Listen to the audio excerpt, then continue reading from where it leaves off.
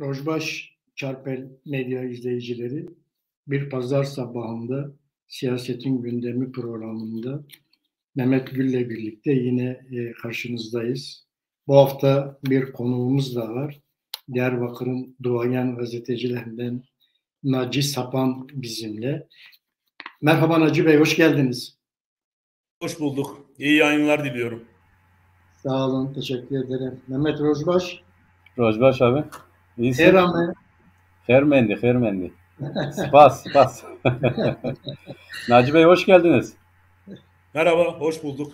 Merhabalar. Hayırlı günler. Sevgili Çorba Medya izleyicileri, her hafta olduğu gibi yine bu hafta da gerçekten çok yoğun bir gündemle karşınızdayız. Mesela demokrasinin yolu Diyarbakır'dan geçer diyen Kılıçdaroğlu'nun bu lafının, bu açıklamasının Diyarbakır'daki yansımalarını Naci Bey'le konuşacağız. Tabii bu arada Mehmet'in CHP ile ilgili soruları olacak ona. Ayrıca seçmeli dersle ilgili gerçekten ben Tigris Gazetesi'ne çok teşekkür ediyorum Naci Bey'in şahsında. Diyarbakır'daki seçmeli dersle ilgili olumlu iklimin yaratılmasında Tigris'in manşetlerinin çok önemi oldu. O açıdan da Tigris Gazetesi'ne teşekkür ediyorum Naci Bey'in şahsında. Onu konuşacağız. Diyarbakır Büyükşehir Belediyesi'nde bir sınav yolsuzluğu yerel gündemde konuşuldu. Bu neydi? Nasıl bir şeydi? Bunu Naci Bey'den, bunun detaylarını alacağız. Yine Tigris Gazetesi bir başlık atmıştı bir manşetinde. Devlet dairelerinde Kürtçe konuşulmuyor başlıklı bir şey vardı, bir manşeti vardı. Bunun detaylarını biraz belki Naci Bey'den alacağız şey olarak.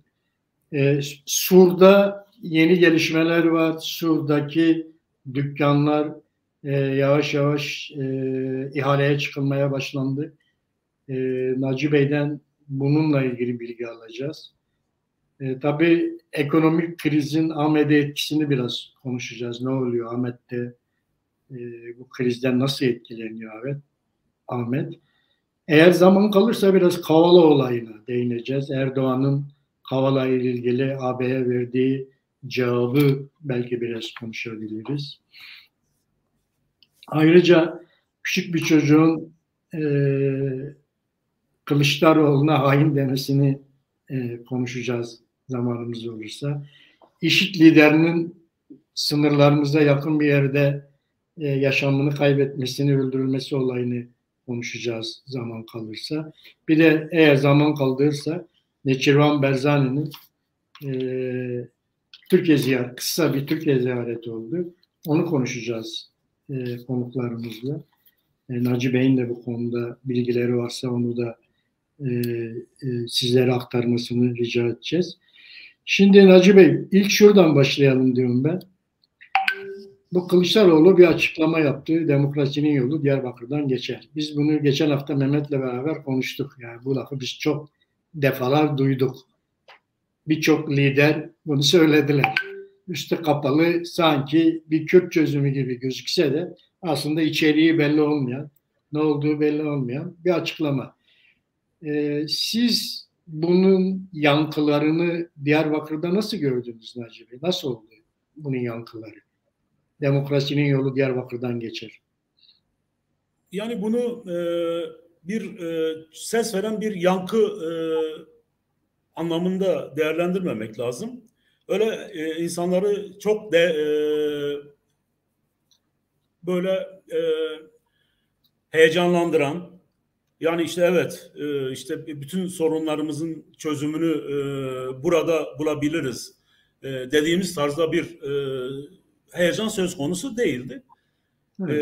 Oysa Kürt meselesinin de gerçek demokrasi çerçevesi içerisinde çözümünden yana olduğumuzu zaten her fırsatta değerlendiriyoruz. Ama bu böyle bir şey değil. Ama işte böyle siyaset, daha doğrusu sandık yaklaştıkça liderlerin, bu Sistem Partisi liderlerinin özellikle gündeme getirdi. İşte Mesut Yılmaz Avrupa Birliği'nin yolu Diyarbakır'dan geçer demişti. böyle sanki her şey bir anda olacakmış, bitecekmiş gibi, Kürtlerin bütün sorunları çözülecekmiş gibi bir algı yaratılmaya çalışılıyor. Şey kıymetli tabii, yani Kemal Kılıçdaroğlu'nun Diyarbakır gibi bir kent için demokrasinin kalesi olarak adlandırdığımız direnişçi bir kent. Tarihi boyunca da böyle olmuş. Biraz da oraya atıf yapılarak aslında söylenmiş bir söz olarak da ben algılıyorum ama yani işte Diyarbakır'a gelirken en azından bunun bir altyapısını hazırlama manasında belki işte bir takım konular tartışılır diye insanlar düşündü. Diyarbakır'da da kıymetlidir diye düşünüldü. Yani bu söz kıymetli ama az önce sizin dediğiniz gibi altının doldurulması manasında kıymetli. Doldurulmazsa hiçbir işe yaramayacak. Yani demokrasi boş tırnak içerisinde sadece kullanmış olacağız. Yani neye yarar, işte halkların hangi işine yarar, hangi sorununu çözer? Yani özellikle de tabii Diyarbakır için ifade edilmiş olmasını da Kürt meselesiyle ilgili nasıl bir fayda sağlar anlamında düşünmek lazım. Yani işte ana dildir ya da diğer meseledir, buna benzer meseleler konusunda nasıl bir şey bulunur onu bilemiyoruz tabii. Ama daha sonra yaptığı açıklamada da Diyarbakır'ın çok sıkıntılar çektiğini, işte 5 nolu cezaevinden söz etti Kemal Bey. Yani o sıkıntıları yaşamış bir kenttir. Elbette ki bu cümleleri kullanırız demişti. Bunu da şeyin üzerine söyledi tabii. Bu Devlet Bahçeli'nin sözleri üzerine söylemek zorunda kaldılar. Yani bu tür tartışmaların olması iyi aslında. Bir anlamda hem Diyarbakır'ın gündem olması hem demokrasiyi tartışmış olmamız anlamında önemli. Ama bir sonuca ulaşma anlamında şu an bir mesafe kat ediliyor mu? O konuda bir şey söyleyemiyorum. Onun için de zamana bakmak lazım. Doğru. Tabii Diyarbakır söz konusu olduğu zaman elbette yani işte başta Cumhurbaşkanı olmak üzere arkasından küçük ortağı Devlet Bahçeli her nedense bir şekilde rahatsız oluyorlar. Bunu da zaten bu kelimeden bile, yani Kemal Bey'in demokrasinin yolu Diyarbakır'dan geçer cümlesinden bile çok rahatsız olduklarını çok net bir şekilde gördük zaten. Yani işte Bahçeli'nin konuşmaları resmen Diyarbakır'ı ya da Diyarbakır'daki insanları suçlayacak tarzdaydı. Bunlar böyle zaman zaman bu tür işlere girebiliyorlar. Kendi siyasi ikballeriyle ilgili bir kentin insanlarını çok rahat öteleyebiliyorlar. Zaten işleri de bu. Ama sonuç olarak şunu söyleyeyim çok uzatmadan. Kelime kıymetli. Diyarbakırlar bu cümleyi kullanmış olmasını kıymetli buldu ama işte altının doldurulması gerektiği konusunda herkesin ortak bir fikri var. Evet ve eksikliği görüyorlar aynı zamanda. Tabii. Yani şu an için eksik tabii. Eksik. Evet. Yetmez. Öyle diyelim. Ya, tabii Naci Bey sizinle... Yani bunlar tabii şu an için bir şey söyleyemiyoruz. Yani iktidara gelindiğinde örneğin şu anda iktidara aday gibi görünen bir parti sonuç itibariyle. Doğru. İktidara geldiğinde ne yapacaktır? Yani demokrasi adına. İşte Kürtlerle şu an omuz omuza bir yol almak istiyorlar. İsteniyor daha doğrusu. İşte bence orada da ne yapılması gerektiğini, ne yapacaklarını bir şekilde şimdiden deklare etmeleri gerekir ki omuz omuza bu demokrasi mücadelesi verilebilsin. Doğru. Orada bir eksiklik var. Belki de erkendir. Yani daha seçimle ilgili bir tarih belirlenmedi. Seçime yakın belki de bunları da deklare edebilirler. Onu bilmiyorum. Bir çalışmanın olduğunu biliyorum. Ama ne kadar tatmin eder onu bilmiyorum. Anladım. Zaten 12 Şubat'ta bu 6 lider bir araya geleceğini açıkladılar. Onun tarihi belli oldu 12 Şubat diye. Orada o deklarasyonu da bekleyip görmemiz gerekiyor. Ne çıkacak oradan? Bizimle ilgili ne var? Yani bir deklarasyon mu yayınlayacaklar yoksa kendileri anlaştılar mı? Yani birlikte yol alacaklar mı? Onu mu açıklayacaklar? Onu bilmiyorum ama yani bence seçime dönük bir deklarasyon olmayacak. Öyle tahmin ediyorum. Evet. Bu birliktelik deklarasyonu. Evet, olabilir. Evet, doğru. 12 Şubat'ta göreceğiz onu. Evet, ben sizin eski bir CHP milletvekili adayı olduğunuzu söyleyince Mehmet dedi ki valla ben ona CHP'yi soracağım dedi. Evet Mehmet, Naci Bey 2015'te CHP'den aday olmuştu. CHP'nin zor günlerinde. Zor zamanların adayı Naci Bey. Şimdi tabii işler biraz düze çıkınca herhalde artık Naci Bey'i de aramıyorlar pek yani. Bu işler biraz zor zamanların insanlarını böyle zamanlarda genellikle ihmal ediyorlar. Evet. O seçilen milletvekilleri itibariyle de öyle. Eskiden CHP'nin en güçlü olduğu yerlerden biriydi Diyarbakır. İşte Evet. bazen tulum çıkardığı bile oluyordu. Diyarbakır, Antep, hatta Urfa'da yarı yarıyaydı. Tabii. Ama o gün eski çamlar bardak oldu diyorlar ya, öyle bir durumdayız şimdi. Şimdi yeniden Yani Malatya'da mesela çok iyi hatırlarsanız. Malatya. tabii Malatya, O da Elazığ'da çok yarı yarıyaydı. Erzincan her zaman yaygın. öndeydi. Kars her Evet. zaman tulum çıkarıyordu falan. Yani böyle Kürdistan'ın illerinde CHP deyince birinci partiydi. AKP şimdi neyse, o zaman da CHP öyleydi. Şimdi tabii bu o zamanın konsepti itibariyle revaçta olan CHP belli bir milletin hak mücadelesi devreye girince devletleşti. Yani devlet olmadığı halde, iktidar olmadığı halde iktidardan daha çok devletleşti. İşte bu hallere geldi. Şimdi bundan çıkmak için çabalıyor. O zor günlerin adayı olarak Naci Bey, yani gerçekten de bunu güç olsun diye söylemiyorum. O zaman hemen hemen hiç SMS'i okunmayan bir partinin Diyarbakır'dan aday olmak gibi bir medeni cesaret. Bunu yani çok ne diyelim, hani kimilerin hırsı olur sadece vekil olmak için. Öyle değil, öyle olmadığını bildiğiniz halde bu yükün altına girdiniz. O zamanki CHP'nin mantalitesiyle, genellikle o SHP'nin bir programı vardı. Kürt sorunu programı SHP döneminde yazılmıştı. Daha sonra CHP de bunu aşağı yukarı kabul etti. Uzun süre bununla övündüler. Ya bu konuda söz söyleyen tek parti biziz gibi. Ama ne zaman ki AKP elle tutulur bir öneride bulundu, bu çözüm sürecinden söz ediyorum. Yani aşağı yukarı artık konuşulur oldu. Hayata bazı şeyler geçirildi. Diyelim işte seçmeli dersler okullarda, TRT'de, TRT Kürdi, üniversitelerde Kürtçenin araştırılıp öğrenilmesi gibi bir bölüm meydana geldi. CHP'nin tutumu yine eskiye döndü. Yani ne diyelim, muhafazakarlaştı. Cumhuriyetin kuruluş mantalitesi çerçevesinde refleks vermeye başladı. Şimdi bundan da kurtulmaya çalışıyor. Açıkçası benim gözlemim şu, yani bütün bunlar rol müdür? Değil. Peki bütün bunlar bu meselenin bizim anladığımız anlamda çözümünü mü içeriyor? Yine değil. Bunu ben ezbere konuşmuyorum. Kendilerinin görüşleri böyledir.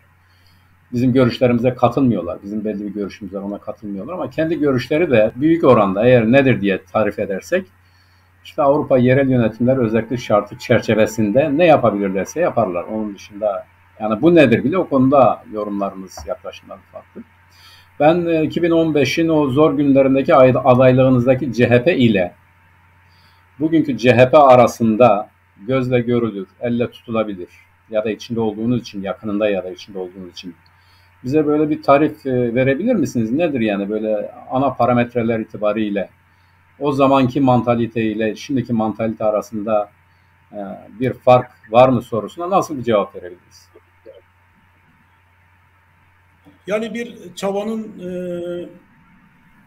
olduğunu söyleyebilirim. Evet, yani bir takım alışkanlıklardan kurtulma gibi bir çaba. Ne kadar başarılı olunmuyor. O zaten toplum bunu görebiliyor. Biz de bunu yorumlayan, ben partinin bir üyesi olarak da bunu kendi içimizde de, kendi bulunduğumuz mecralarda da tartışabiliyorum. Ama şöyle, mesela 2015'te şimdiki parametreyi değerlendirdiğimizde o gün iktidara uzak bir konum içerisindeki. Ya bu partiler genelde böyle. Yani iktidara uzak olduğunuzda bir şekilde bulduğunuz her şeye sarılabiliyorsunuz. Ama iktidara yakın olduğunuz zaman birileri size sarılıyor. İşte o partilerin yanlış yapmasını gündeme getiriyor. Mesela o gün aday bulmakta zorlanan bir parti söz konusuydu. Ben kendi kişisel düşüncelerimi söylemek istiyorum. Ben 12 Eylül döneminden gelen biriyim. Yani o dönemin işte sol mantığıyla o genetikten beslenmiş bir kişi olarak, yani böyle 7 Haziran'da Diyarbakır'daki seçim sonuçlarına baktım.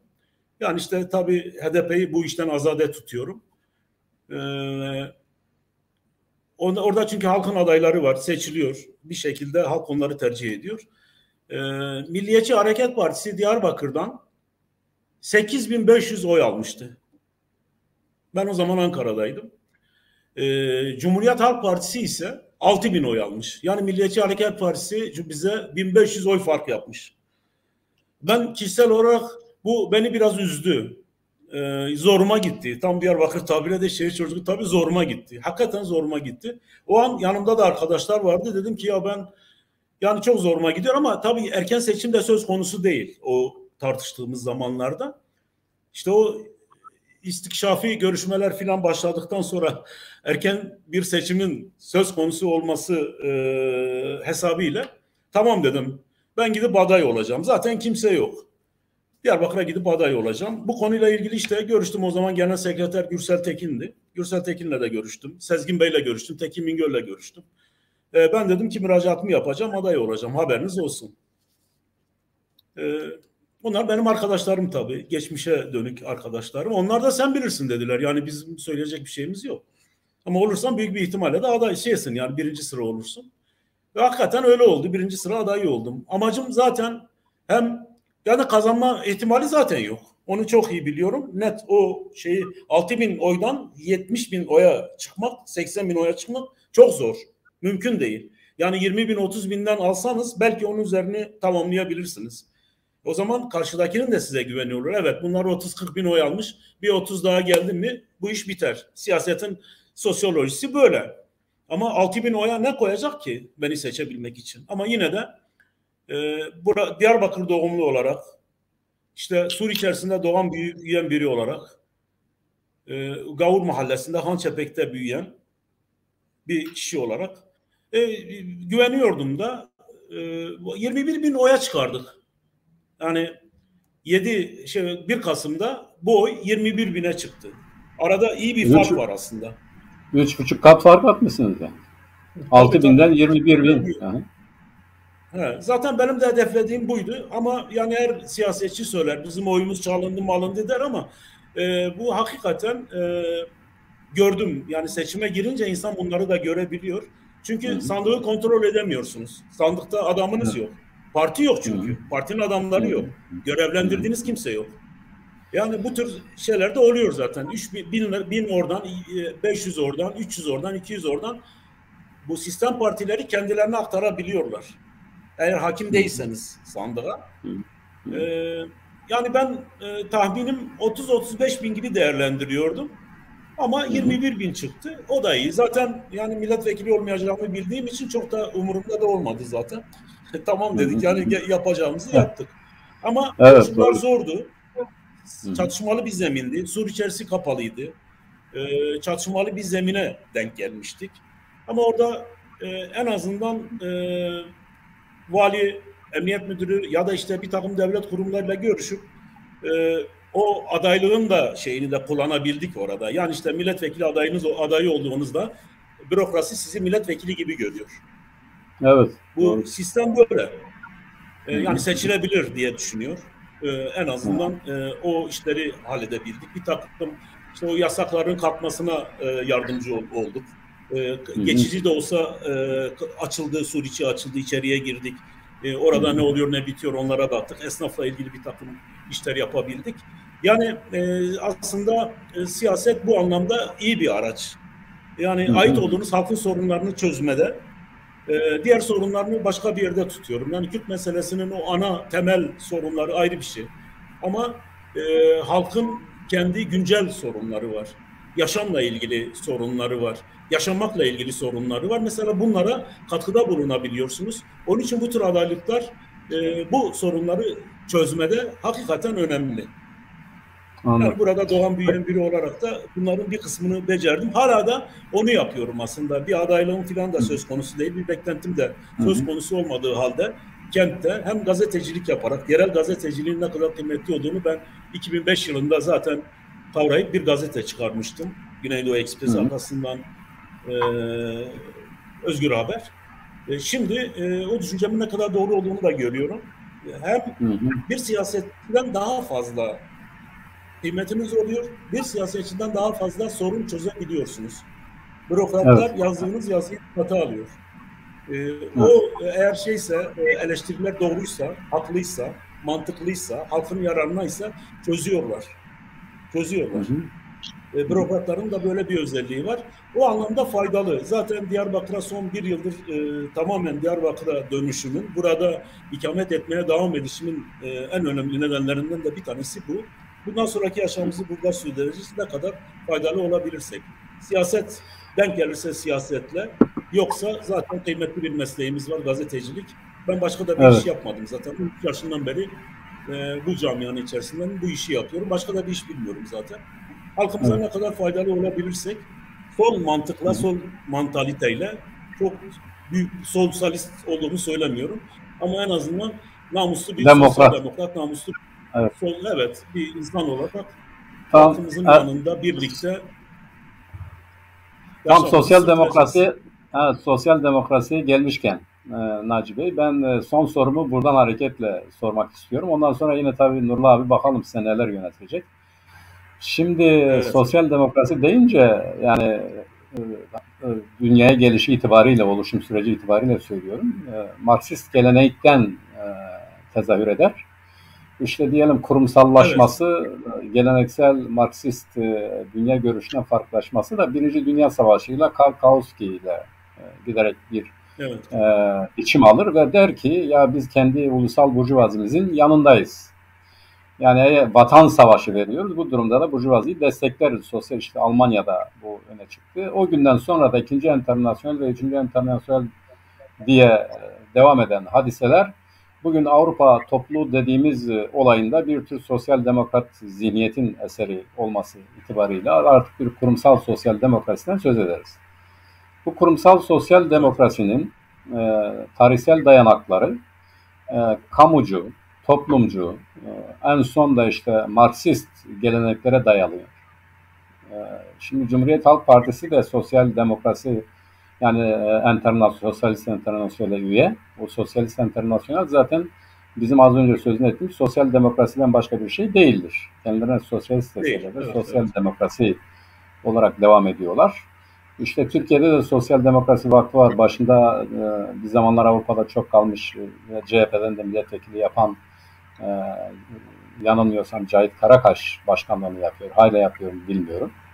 Ve Cumhuriyet Halk Partisi içinde de sosyal demokrasiyi uluslararası kaynakları itibariyle esas almak isteyenler ile Türkiye'nin kurucusu olan Mustafa Kemal Atatürk ve ekibinin temel ilkelerini esas alan bir kesim var. Bunu görüyoruz, bu rahat bir şekilde söyleyebiliriz. Bugün de Cumhuriyet Halk Partisi içerisinde ya da Cumhuriyet Halk Partisi dediğimizde eli güçlü olanlar bu kuruluş felsefesine bağlı olanlardır. Ne demektir? İşte halkçılık, devletçilik, milliyetçilik, yani Cumhuriyet Halk Partisi'nin 6 prensibini esas alan ilkeler. Bu ilkeleri esas alanlar azınlıkta da olsa, yönetimde olmasa da Cumhuriyet Halk Partisi'nin siyaseti açısından her zaman önde olan kesimlerdir. Mesela şöyle diyebiliyorlar, siz işte Cumhuriyet Halk Partisi'nin kuruluş felsefesine aykırı hareket ediyorsunuz. En basit tabiriyle söylüyorum. Ama bunun yanında şunu da biliyor, Cumhuriyet Halk Partisi içerisinde giderek bu sosyal demokrasinin uluslararası prensiplerini esas almak isteyen, işte ise o çerçevede siyaset yapmak isteyen ve zaten bu çerçevede siyaset yaptığı zaman da bu yerel ya da Cumhuriyet Partisi'nin 6 oku çerçevesinde ele alırsak bunu aşan bir zihniyet gerektiriyor. Yani bir dönüşüme ihtiyaç var. Cahit o Karakaşlar gibi, işte bunu uluslararası Avrupa düzeyinde düşünen insanlar gibi eğer buradan hareket edersek Türkiye'nin meselelerini çözmek biraz daha kolay gibi görünüyor. Fakat kuruluş felsefesi, 6 okta ifadesini bulan kuruluş felsefesine dayananlar yönetimde olmasalar bile elleri daha güçlüdür. Yani öbür tarafı rahatlıkla suçlayabiliyorlar. Bu yine suçluyorlar Kılıçdaroğlu'nu.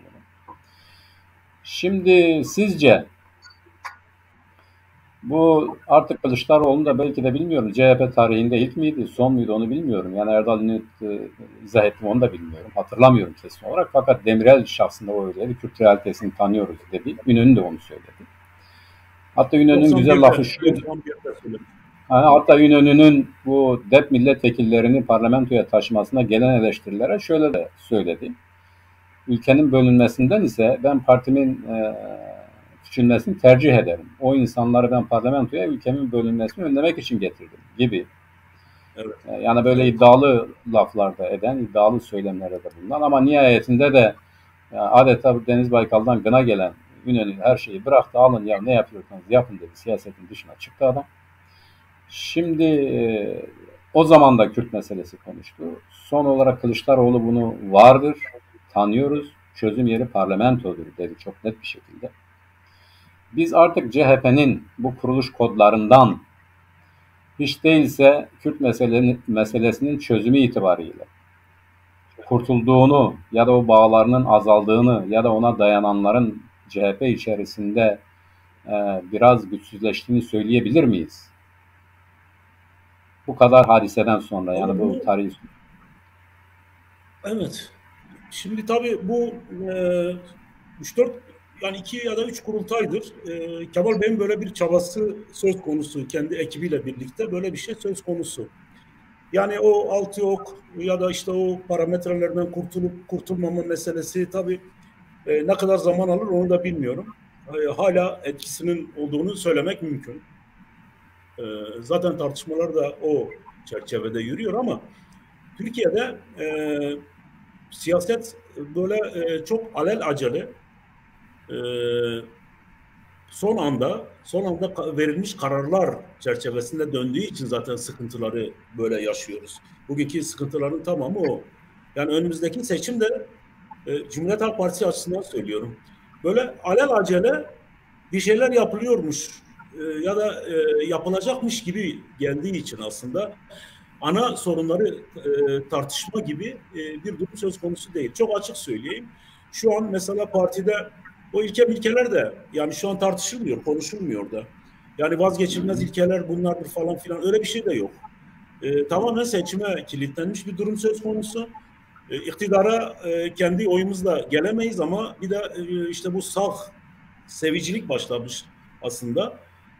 AK Parti'den ayrılanlar ya da oradan bir beka bulamayanlar, gelecek göremeyenler Cumhuriyet Halk Partisi'ne yöneldiler. Yani bunun büyük bir kısmı da bizim bölgeden aslında. Bunlar yöneldi oraya. Şimdi hem Atatürk ilke ve inkılaplardan ya da Altıok'tan taviz vermeyeceksiniz. Öbür taraftan da Hakkari'den, Diyarbakır'dan ya da işte Ağrı'dan, Doğu Beyazıt'tan ağalar, beyler ve şeyhler gelecek partiye üye olacak ve rozet takılacak. Bunlar da birbirine tezat. Orada yani bir tek Kürt meselesi mi konuşulurken bu ülkeler hayata geçiyor diye de düşünmemek mümkün değil. Mümkün değil. Ama bir sosyal demokrat bir şey de var. Bir tartışma boyutu da var orada. Yani nasıl olması gerektiği. Şu an konuştuğum gibi orada da bunları konuşan, bu yapılanlara karşı çıkan, yani işte saf damarla partiyi kuşatmamak gerektiği konusunda karşı çıkanlar var. Sosyal demokrat en azından böyle sosyalistlerle, sosyal demokratlarla birlikte hareket edip iktidara öyle gelmek gerekir. Sorunları ancak öyle çözeriz diye düşünenler de var. Maalesef şu ana kadar bu bir çatı, bu anlamda bir çatı oluşmuş değil. Umarım yani Diyarbakır'a gelişlerinde Kemal Bey'in ya da işte Ankara'da demokrasinin yolu Diyarbakır'dan geçer.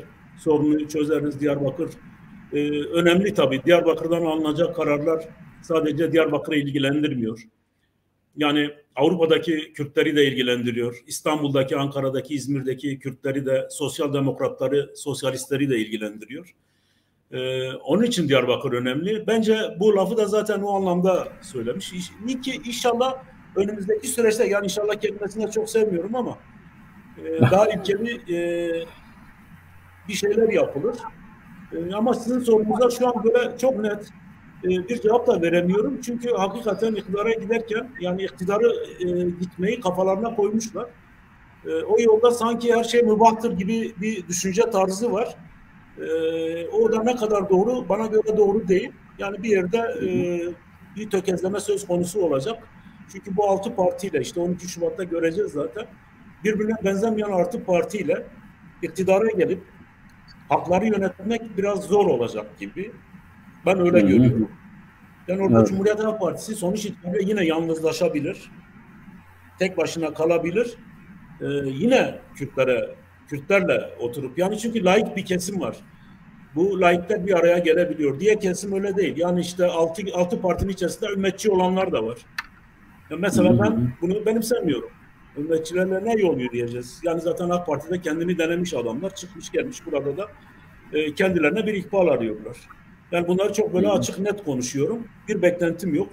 Çünkü olması gereken bizim düşündüğümüz gibi, yani Diyarbakır'la ilgili düşündüğümüzde, bölgeyle ilgili düşündüğümüzde, hatta Türkiye'nin geneliyle ilgili düşündüğümüzde de birbiriyle anlaşan sosyal demokrat, insan hak ve hürriyetlerine değer veren, bunu önceleyen kafa yapılarıyla birlikte iktidara gelinir.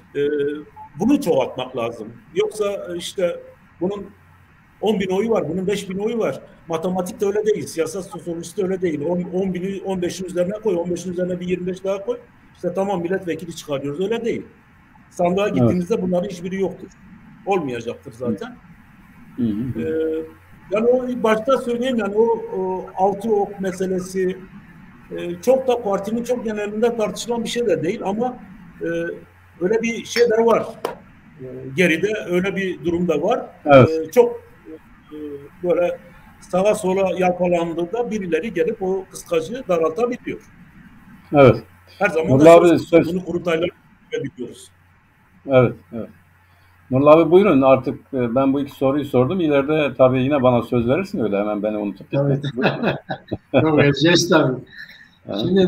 Şimdi başlamışken, CHP'den başlamışken yine CHP ile devam edelim Naci Bey. Bu geçen hafta işte bu siyaset kürsüsüne bir çocuk çağırıldı ve oradan o çocuğun ağzından Kılıçdaroğlu'na bir hakaret yapıldı. Bunu nasıl değerlendiriyorsunuz bir gazeteci olarak? Bir de bir CHP'li olarak. Yani çocuktan çok Türkiye'deki siyaseti konuşmak lazım. Çocuk orada işte hani derler ya, çocuktan al haberi. Ya çocuk Türkiye siyasetinin gerçeklerini gözümüzün önüne serdi. Ya çocuktan aldık haberi. Başıboş bir siyaset. Cumhurbaşkanı var orada. Cumhurbaşkanı etrafında kendine işte devleti yönetmekle yükümlü olarak gören insanlar var. Ve medet umdukları bir çocuğun eline zaten planlı programlı bir şey. Sonradan öğreniyoruz ki daha önce zaten çocuğun annesine iş bulmuşlar, babasıyla ilgilenmişler, avukatlıklarını yapanlar var orada. Hatta İçişleri Bakanı'nın kucağında fotoğrafı var adamın, çocuğun. Yani Türkiye siyasetinin geldiği noktaya baktığımızda hakikaten ileriye dönük halimiz harap diye düşünüyorum. Bir çocuğa ana muhalefet liderine hakaret ettirecek kadar bir pozisyona gelmişse bu ülkeyi de yönetmemeleri gerekir diye düşünüyorum. Yanlış. Sonuçta karşı da olabiliriz. Ben şimdi Cumhuriyet Halk Partiliyim. Şu an işte yarım saattir partiyi eleştiriyorum. Ama daha önce de eleştirdim. Bu konuda bize niye eleştirdin, neden eleştirdin diye hiç bugüne kadar yazılar da yazıyorum. Partinin içerisinden hiç kimse bir şey söylemedi. Söylemiyor da zaten. Yani demokrasinin gereği de budur. Bunları konuşmamız gerekiyor. Kemal Bey'e yani Cumhurbaşkanı zaten sayısız laf ediyor, hakaret ediyor. Diğerleri de hakaret edebiliyor. Ama yani bunlardan demek tatmin olmamışlar ki bu çocuk üzerinden de hakaretleri devam ettiriyorlar. Bu Türkiye için bir kayıp, Türkiye halkları için bir kayıp, Türk siyaseti için bir kayıp. Onun için çocuğu tartışmadan siyaseti ve siyasetçileri konuşmak lazım. Bence raf ömürleri bitti bunların. Son kullanma tarihleri de geçti. Onun için zehirliyorlar bizi zaten. Son kullanma tarihleri geçtiği için zehirleniyoruz. bir an önce göndermek lazım bunların hepsini.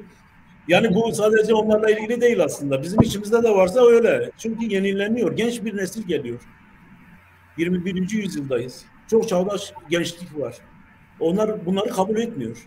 Belki de bir dönem daha bunların hükmü sürer ama bence ondan sonra yoktur. Belki de bu 2023'te Cumhurbaşkanı seçildikten sonra parlamenter rejime geçiş yapılacağı zaman eskilerin hiçbirinin hükmü kalmayacak. Zaten raf ömrü bitmiş olanlar bitecek. Naci Bey bir dönem deyince valla ben titremeye başladım. Yani bu memleket o kadar kaldırmaz sanmıyorum. Eğer onu kaldıracak kadar beklerse de bizim hiçbir duyarlılığımız yok demektir. Yani bu yeni nesil gençlik diyoruz ya. Seçim Şimdi bakın inanın ki bugün bilemiyorum, en azından benim bulunduğum yerden gördüğüm, hissettiğim şey sadece bir hükümet kanadının ya da bir hükümet yapısının ömrünü doldurması değil. Bir toplum en hassas değerlerini yitiriyor ya da en sıradan değerlerini yitiriyor. Evet. Bu çocuk hadisesinin gösterdiği, sizin de belirtmiş olduğunuz gibi siyasetin geldiği düzeydir. Siyaset o kadar çok akla hayale gelmeyecek yöntemler kullanıyor ki bunu herhangi bir değerle mukayese edemiyorsun. Yani mesela insani değerler mi, siyaset değerleri mi, ahlak mı, ne dersen de herhangi bir değer vasfı taşıyan herhangi bir mukayeseli bir varlıkla kıyaslayamayacağım bir olay bizim nerede olduğumuzu, toplumun nerede olduğunu gösteriyor zaten.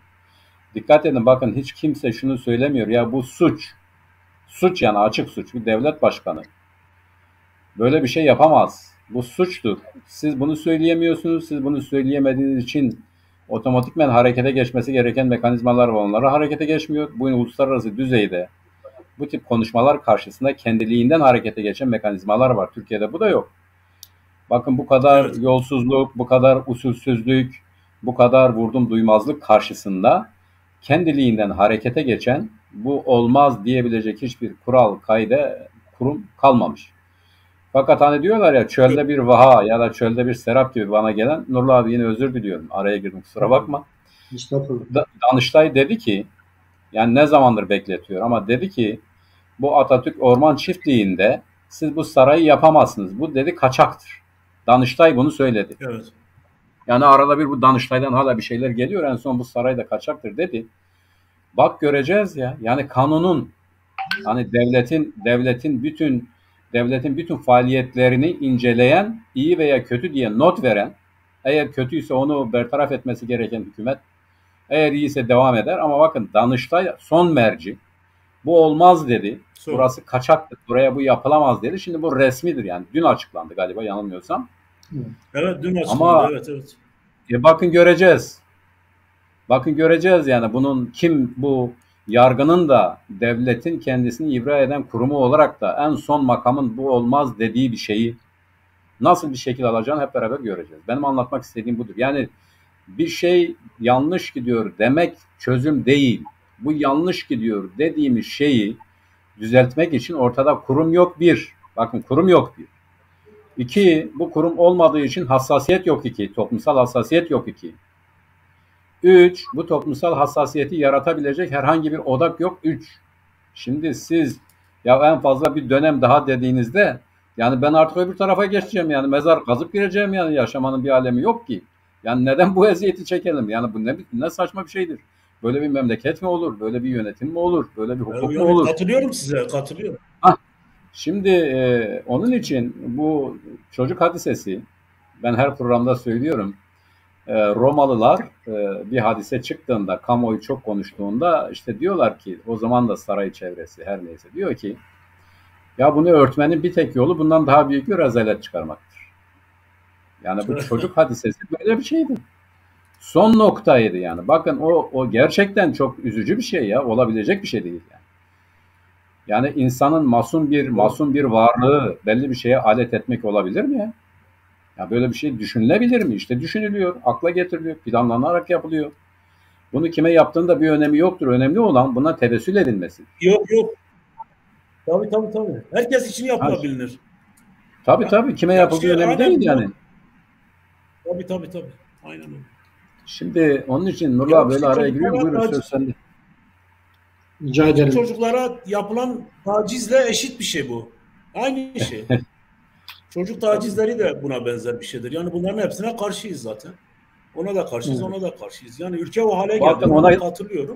Ona gelmişken yine dayanamıyorum. Ona gelmişken dayanamıyorum. Geçen gün yine bir yargı kararı verdi. Bu iyi hal miyal falan filan. Ne diyor orada biliyor musun? Diyor ki çocuğun rızası. Düşünebiliyor musun? Ya gün veriyor. Taciz olayı. Diyor ki Evet. bak çocuk olduğu belli. 15 yaşında çocuk. İndirim yapılıyor. Diyor ki çocuğun rızası göz önüne alınarak diyor. Ya böyle bir şeyde rıza olur mu ya? Ya şimdi çocuk. Yani bu çocuğun Yani rızası. Şimdi bu taciz olayında, taciz dediğiniz de oradan geliyor. Bu da yargı kararı. Şimdi böyle bir şeyi düşünen bir yargıç olabilir mi Allah'ını seversen? Yani çocuk zaten kendi başına reşit olmadığı için hareket edebilecek, hukuk karşısında da hakları korunması gereken, yani bir başkası tarafından, özellikle yargı tarafından, özellikle bir hakim tarafından, yargıç tarafından korunması gereken savunmasız, beçare bir insana diyorsun ki rızası göz önünde bulunularak o faile cezayı az veriyorsun. Yani bu düşünülebilir mi şimdi? Böyle bir şey olabilir mi? İşte oluyor. Bunların olduğu bir ülkede aynı şey daha işte, kötüsü tabii, şu an Adalet nedir diye. Bakanı işte aynı şeyi, aynı cümleleri kullanmıştı. Evet. Aynen öyle. Aynen öyle. Bu çocuklardan başlamışken vahim. Nurla abi bir dokunuyorsun, bin işitiyorsun bak ona göre. Soracağın soruya dikkat et. Yok şimdi böyle konuklar konuşkan olunca benim işim kolaylıyor.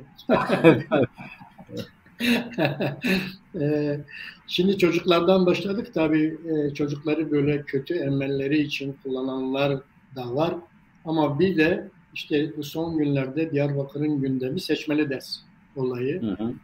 Çocuklarımızın kendi dillerini öğrenebilmelerini en azından okullarda 1 saat, 2 saat bu seçmeli ders okuyabilmeleri, dilin yaşaması, dilin önümüzdeki süreçte eğitim dil ve resmi dil olabilmesinin başlangıcı olan bu çalışmayı yürütürken gerçekten Tigris Gazetesi buradaki iklimin seçmeli derslerin Kurmancı ve Zazaki'den yana olunmasında attığı manşetlerle iyi bir ortam yarattı. Nasıl gördün Naci Bey bu Diyarbakır'daki kampanyayı? Bir de bilgi alabildiniz mi? Ne kadar seçildi? Yok o Nurullah abi o yarın ayın 7'si. Yarın akşam son gün zaten. Evet. Yarın akşam sona erecek. Yani bir başvuru olduğunu biliyoruz ama rakam olarak telaffuz edemiyorum. Gönül arkadaşımızla ilgileniyor. Özellikle Cuma günü konuşmuştum kendisiyle. Çünkü konuşabileceğimizi tahmin ediyordum burada. Net bir rakam yok ama sizin de az önce bahsettiğiniz gibi yani o hafta hakikaten çok canlı. Diyarbakır bu anlamda hareketliydi. Yani ana dilde seçmeli ders konusunda. Tabii sadece bunu tartışıyoruz. Yoksa ana dilde eğitim meselesi ayrı bir şey. Onu zaten bir şekilde tam zamanlı kullanılması, tam zamanlı verilmesi ve bu böyle bir tartışmaya ya da illa seçmeye gerek yok. Yani var olmasını arzu ediyoruz. Olsun.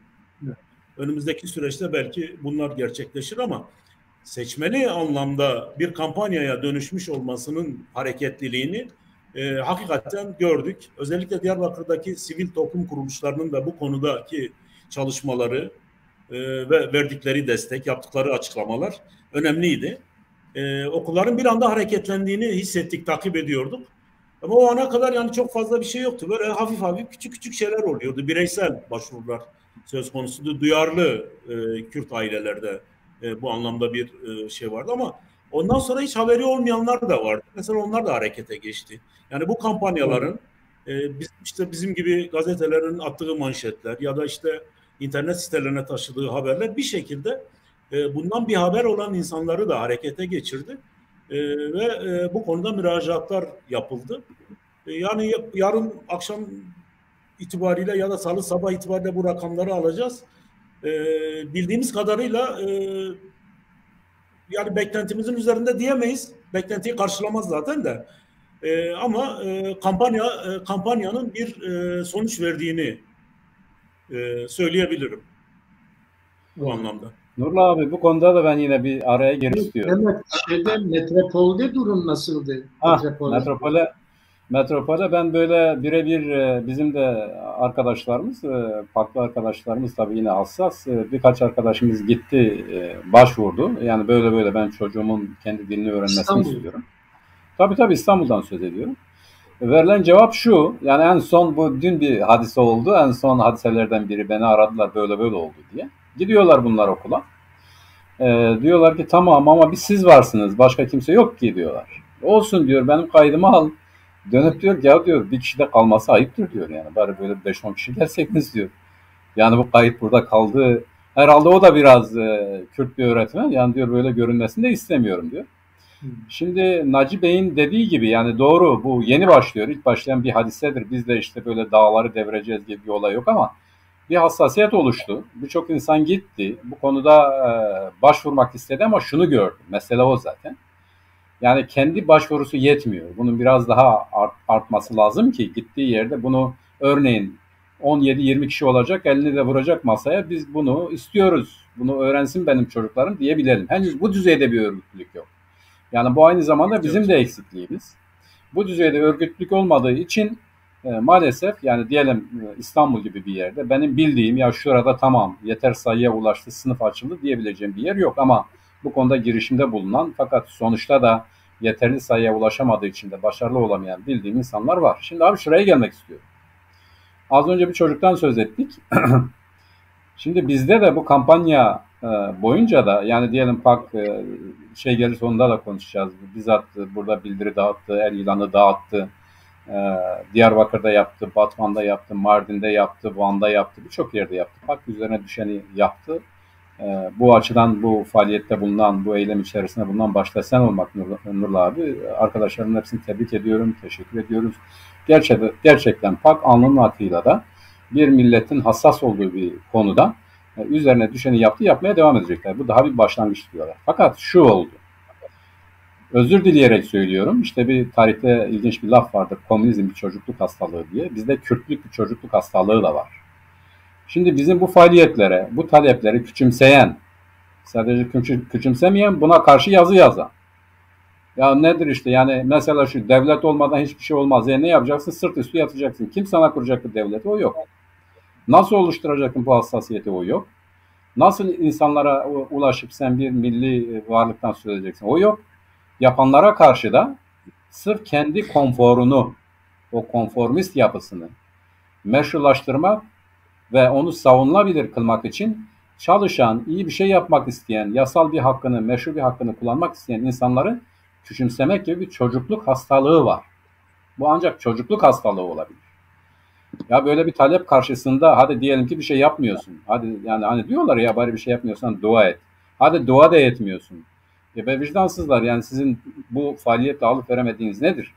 Bunu küçümseyebilirsiniz, basit görebilirsiniz ama bu demokratik hakkın kullanılması karşısında sizin duyduğunuz rahatsızlık nedir? Bu nasıl izah edilebilir? Böyle bir şey olabilir mi? Burada eleştirilmesi gereken, burada geriletilmesi gereken bu tutumlardır. Bu gayrimeşru tutumlardır, gayri yasal tutumlardır, gayri insani tutumlardır. Yani bir çocuğun kendi dilini öğrenmesini evet öğrensin demek için ya durun devlet kuralım ondan sonra bu olur demek gibi akıl dışı bir çocukluk olabilir mi? İşte maalesef bizim toplumumuzda da aynen bu şekilde olan sıkıntılar var ve bu sıkıntılar olduğu zaman da biz elimiz ayağımız birbirimize dolaşıyor. Hani ne yapacağımızı şaşırıyoruz. Ya bir yandan bildirimi dağıtalım yoksa bizi eleştirenler dönüp cevap mı verelim? Onun için benim önerim şu, PAK gerçekten çok doğru bir yoldadır. İyi şeyler yapıyor, güzel şeyler yapıyor, yapmaya devam edecek. Bu tip şeyleri de eleştirmek lazım, bunlara mahkum etmek lazım. Bu yanlışları halkın karşısında teşhir etmek lazım. Yani sadece bunu bize yasak eden, sadece bunu bize çok gören devlet değil, kendi içimizde de maalesef böyle çok affedersin, tırnak içerisinde söyleyeyim aymazlar vardır. Ama bu aymazlara da aldırmamak lazım diye düşünüyorum. Doğru. Evet biz de elimizden geleni yapmaya çalıştık. Bakalım işte pazartesi günü akşam sona erecek. Artık basından izleyeceğiz ne kadar tercih edildi, neler oldu onu göreceğiz. Bir de tabii gerçekten bu işte devlet samimi mi? Bunun gereğini yapacak mı? Bir de onu göreceğiz tabii. Onların da takipçisi olacağız. Bu arada geçen hafta Tiflis Gazetesi'nde bir başlık vardı Naci Bey. Büyükşehir Belediyesi'nde görevde yükselme sınavında bir yolsuzluk yapıldı diye. Bunun detayları nedir Naci Bey? Ne olmuş orada Büyükşehir Belediyesi'nin görevde yükselme sınavında? Bu her yıl yapılan bir şey. Görev yükseltme anlamında her yıl yapılan bir şey. Tabii bunun bir süresi var, zamanı var. Bütün personele duyurulması gerekiyor. İddia şuydu, yani hiç kimsenin haberi yok bu konuyla ilgili. Akşamdan müracaatlar yapılmış, sabah 8'de bitmiş. Ama bizim öğrendiğimiz kadarıyla yönetime yakın kesimlerin isimleri yazdırılmış oraya. Ve zaman sürede geçtiği için başvurması gereken diğer personel başvuru yapamamış. Orada zaten bu kayyumlar atandıktan sonra yerel unsurların orada zaten belediyede yükselme gibi bir durumu söz konusu değil. Zaten bir sınava da girmeye gerek yok aslında da işte yasal bir prosedür olduğu için hayır uygulanıyor. Orada zaten Diyarbakır kayyumu ya da işte bölgedeki kayyumların tamamı iş bulma kurumu gibi, yani işte sayısız insan geldi dışarıdan torpilli. Burada özel kalem müdürü statüsü üzerinden kendilerine özel kalem müdürlüğü alıp tekrar geri gittiler. Yani bu bütün ilçelerde ve büyük şehirde de sayısız böyle adam var. Tam burası şey gibi oldu. Yani burası tam kullanılan bir merkez gibi. Her gelen memuriyetini alıyor. Özel kalem müdürlüğü statüsü biliyorsunuz şeydir. İstisnai kadrodur. 6 ay içerisinde alıyorsunuz kadroyu, işte torpille çekip gidiyor. Devlet memuruysa da hiç ona 6 ay beklemesine gerek yok. Gelip işte özel kalem müdürü oluyor, çekiyor gidiyor. Sayısız böyle adam var. Bu son olay da yani personele duyuru yapılmamış. Yapılmış ama kimsenin bilgisi dahilinde olan bir duyuru değil. Asmışlar, sabah kaldırmışlar. Başvurular alınmış. Zaten yönetime yakın kesimler onların yükselmesini yapacaklar. İş bitecek. Ya her tarafı, bu çok basit bir şey aslında. Bizim yani Büyükşehir Belediyesi ile ilgili yolsuzluk, çifte beşer maaş, ondan sonra ithal bürokrat, sayısız ihale yolsuzluğu falan filan, bunların yanında solda sıfır kalır.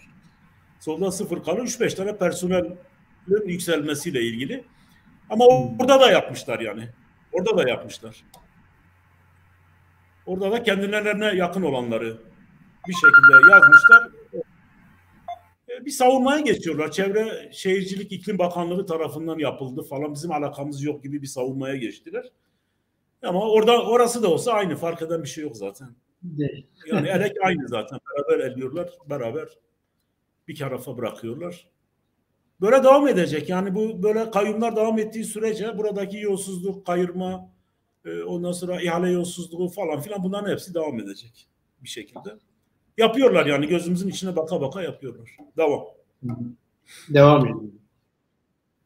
Evet, bu gerçekten çok ilginç bir mesele. Yani işte getirip özel kalem müdürü yapıp oradan hem devlet kadrosunu almak, oradan başka yerlere atamak, haber vermeden görevde yükselmeler yapmak falan. Gerçekten çok ilginç. Yani burada belli ki yerel kadrolar elenmek istiyor. Dışarıdan ihraç edilen kadroları görevde yükseltip alıp götürüyorlar. Öyle anlaşılıyor. Zaten bütün daire başkanlıkları dışarıdan geldi. Genel sekreter dışarıdan getirildi. Genel sekreter yardımcıları dışarıdan getirildi. Şu anda 2 ya da 3 daire Diyarbakır unsurlu. Onlar da işte AK Parti'nin tavasutuyla orada kalanlar. Öyle bekliyorlar. Tamamı dışarıdan yani. Evet, bu işte kayyumların uygulamaları maalesef böyle olacak işte. Zaten kayyumları da bunlar için getirdiler. Yani bu tür şeyleri yapabilmek için getirdiler. Bu belediyelerde yapamıyorlar kendi kadrolaşmalarını. Ama işte bu kayyumlar aracılığıyla böyle haksız bir şekilde insanlar arasında eşitsiz davranarak bunları yapmaya çalışıyorlar. Bir de Naci Bey, geçen hafta sizin gazetenizde vatandaşlar ana dilinde devlet dairesinde konuşamıyor diye bir başlık vardı. Bir manşet. Evet. Neydi bunun aslı? Nasıl bir haberdi bu?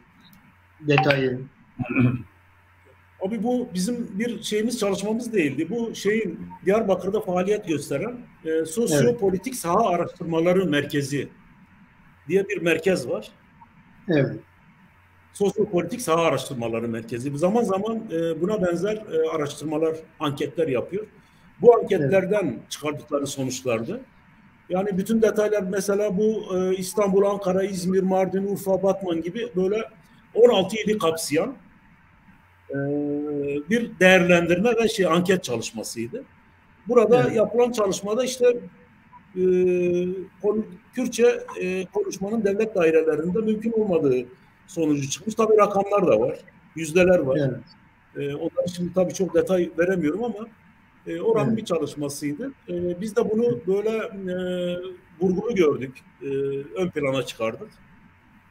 Yani devlet dairesi, şimdi az önce konuştuğumuz konuya denk gelen işte yani okullarda seçmeli ders olarak verilmesi konusundaki ısrar bence bu devlet dairelerinde de eğer Kürtler çalışıyorsa kendi aralarında konuşabilirler. Sonuçta muhatap olduğu halk da Kürt.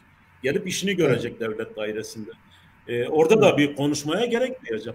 Yani bundan imtina ettiğinizde ne oluyor? İşinizi göremiyorsunuz. Geçmiş yıllarda gördük bunu. Yani Türkçe bilmediği için işini halledemeyen, aracı bulan, aracı vasıtasıyla derdini, sorunlarını anlatmaya çalışan insanları görüyorduk, biliyorduk. Yani bu o anlamda önemli. Devlet dairesinde Türkçe bilmeyenin işini çözemeyeceği manası da çıkıyor burada. O anlamda önemliydi. Devlet dairelerinde de konuşabilsin diye ön plana çıkardık.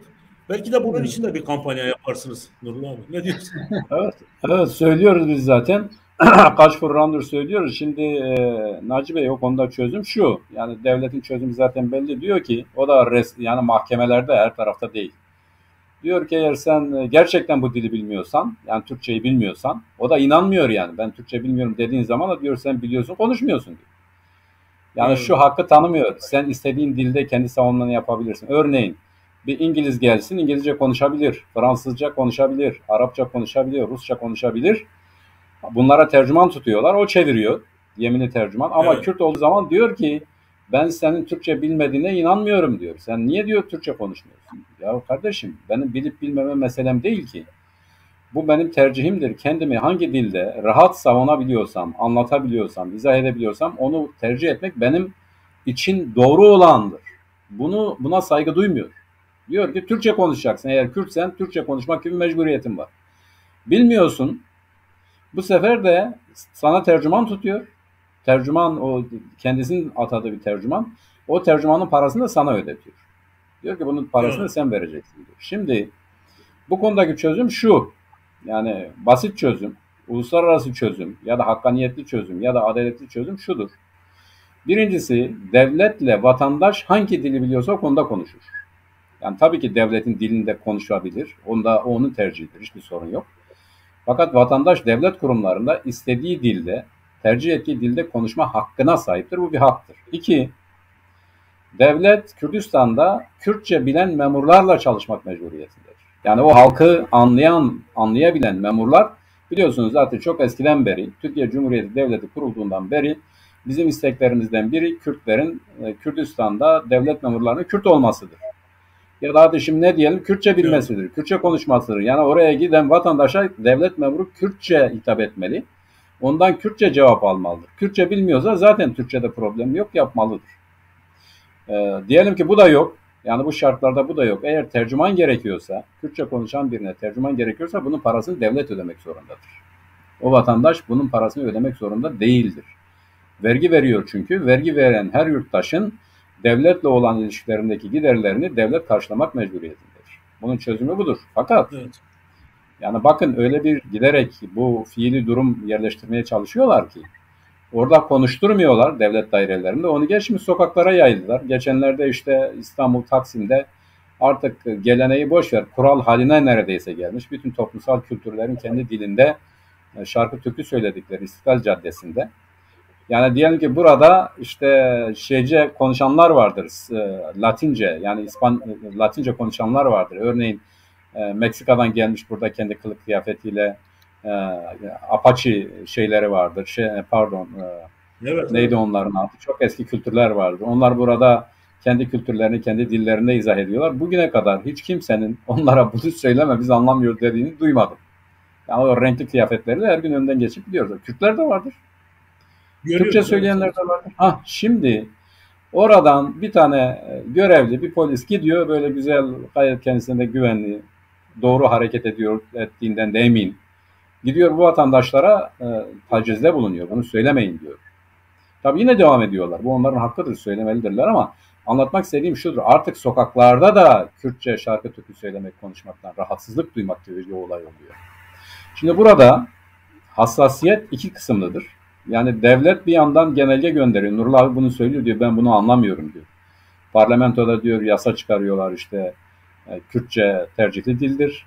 Bakan buna genelge gönderiyor. Tercihli dili tercih edebilirsiniz diyor.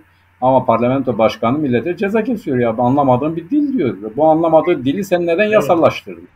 Yasa çıkardığın bir yer olarak bir yasa çıkardın. Evet bu başkanı olarak sen ne yaptığını farkında mısın yani? Sen bir yasa çıkardın. Bu bakan yasa dışı mı hareket ediyor? Hayır, bu yasadır ya. Yasa çıktı. İşte bilinmeyen dilleri araştırma ve öğrenme kurumları var. Artuklu var, Bingöl var, Desim var, belki Diyarbakır var. Yani şimdi aklımda değil ama bu artık yasa uygulamada olan bir şeydir. Sen diyorsun ki bilinmeyen bir dil. Zaten bilinmeyen dillerde araştırma yapmak için kurumlar, kuruluşlar vardır. Bakanlığın müfredatında vardır. İstersen bu bilinmeyen dillerden birini Kürtçe, adı Kürtçe olan bilinmeyen bir dildi tercih edebilirsin. Böyle genelge gönderiyorsun. Yani devletin okullarında sen yasa dışı bir iş yapıyorsun. Bilinmeyen bir dilde bir şey yapıyorsun. Sen bundan bir haberin yok mu? Bu parlamentodaki cezalar nedir? Evet. Neyin nesidir? Neye tepki duyuyorsun? Yani bir garip durum var burada. Şimdi sokaklara da yansıdılar. Biliyorsun Sakarya'da Kürtçe konuştuk diye babayla oğlu öldürdü bir. Dedi ki ben bunu bilinçli yaptım dedi. Şimdi bütün bunlar olurken yani devletin bu konuda hani o yasayı çıkaran devletin bu konuda bir defa kendi kanunlarına uyması lazım. Bir. İkincisi toplum olarak hepimizin bireyden tutalım her düzeyde toplum olarak her birimizin hassas olması lazım. Yani bunun karşısında durmak lazım. Bunu örneğin o memurun gelip o şarkı türkü söyleyen Kürt çocuklarına siz ne yapıyorsunuz ya da bunu söylemeyin dediği anda oradaki bütün insanların tepki duyması lazım. Yani yasa dışı davranan memurdur. Suç işleyen odur. Orada kendi dilini, kültürünü yaşatan, yaşamaya çalışan insanlar değildir. Bu konuda bir toplumsal hassasiyet oluşturmak lazım. Her zaman uyarıcı olmak lazım. Evet gerçekten yani ben de şaştım bu işe. Düşün devletin Milli Eğitim Bakanı okullara genelge gönderiyor. Diyor ki işte bu dil Kırmancı ve Zazaki Kürtçenin şiveleri okullarda seçmeli ders olarak seçilebilir diyor. Türkiye Büyük Millet Meclisi'nde Kürtçe konuştuğu zaman X dili diyor. Bilinmeyen dili diyor. Ve ceza kesiyor abi. 10.000 lira. Bu nasıl yaman bir çelişkidir yani devletin iki kurumu arasında. Nasıl bir yaman çelişkidir ve bu Türkiye Büyük Millet Meclisi Başkanı anayasa profesörü. Düşün. Hı. Yani ilginç, yani biraz da ilginç olan orası var. Adam da anayasa profesörü ve bu çelişki yumağını onun çözmesi gerekiyor. İşte bu dersi görmemişler üniversitede anayasa profesörü ama onların o müfredatında bu ders yok yani. Evet. Henüz o derse gelmedik. Onlar bu dersi hiç görmemişler. Herhalde hiç görmemişler. Öyle elektrikler gitmişti. Elektrik var. Evet Naci Bey, konu Diyarbakır'ken sen de bir Sur çocuğusun. Ayıpaşalısın. Bu Sur'daki yeni binalar bitti ve ihale edilmeye başlandı. Ne oluyor Naci Bey Sur'un içinde? Nasıl ihale yapılıyor? Ne yapılmaya çalışılıyor? Nasıl bir izleniminiz var sizin orada? Abi şimdi o ihale edilen yerler şeyden itibaren bu Paşa Hamamı'nın altında Kançepek'ten aşağıya doğru evet. Süleyman Nazif İlkokulu'nu da kesen bölgeden aşağıya doğru surlara doğru giden bir bölge. Orada doğup büyüdüm zaten. Şimdi orada hiçbir evet. yapı yok zaten. Dümdüz edildi. Çok sayıda ev vardı. Onlar da yok artık. O bölgeyi kendi TOKİ yaptı. Zaten orası şu anda TOKİ'nin kontrolünde ve AVM alışveriş merkezi tarzında yapıldı. Yani işte 100 metre, 150 metrekare, 200 metrekare, 500 metrekare hatta 1000 metrekareye ulaşan altlı üstlü dükkanlar yapıldı. Toplamda 52 tane. 52 tane. 10 Şubat'ta bunları ihaleye çıkaracaklar. Kiralama yöntemiyle ihaleye çıkarıyorlar. Satmıyorlar. Yani 5 yıllık sözleşmeler yaparak ihaleye çıkaracaklar. TOKİ Ticaret Emlak Konut TOKİ ortaklığıyla yapılmış. Zaten o bölgeyi biliyorsunuz, onlar yakılıp yıkıldıktan sonra onlar el koydu. Onlar yapıyor, onlar ediyor. Orada mağdur olanların evlerini onlar ve geri iade ettiler. Orada oturanlara tamamen organizasyonu onlar yapıyorlar. Yani girdi çıktıyla onlar ilgileniyorlar. Tabii bu evlerin bir kısmına bakıyoruz. Bir kısmından gelip yerleşenler var. Memnun olanlar var, olmayanlar var. Dışarıdaki toplu konutlardan daire alıp bu yerlerini buraya terk edenler var. Sonuçta ben bölgeye rant olarak görüyorum. Yani rant gözüyle bakılıyor oraya. İyi de bir rant var. Bu kiralama yönteminin ne kadar başarılı olup olmayacağı konusunda çok emin de değilim zaten de.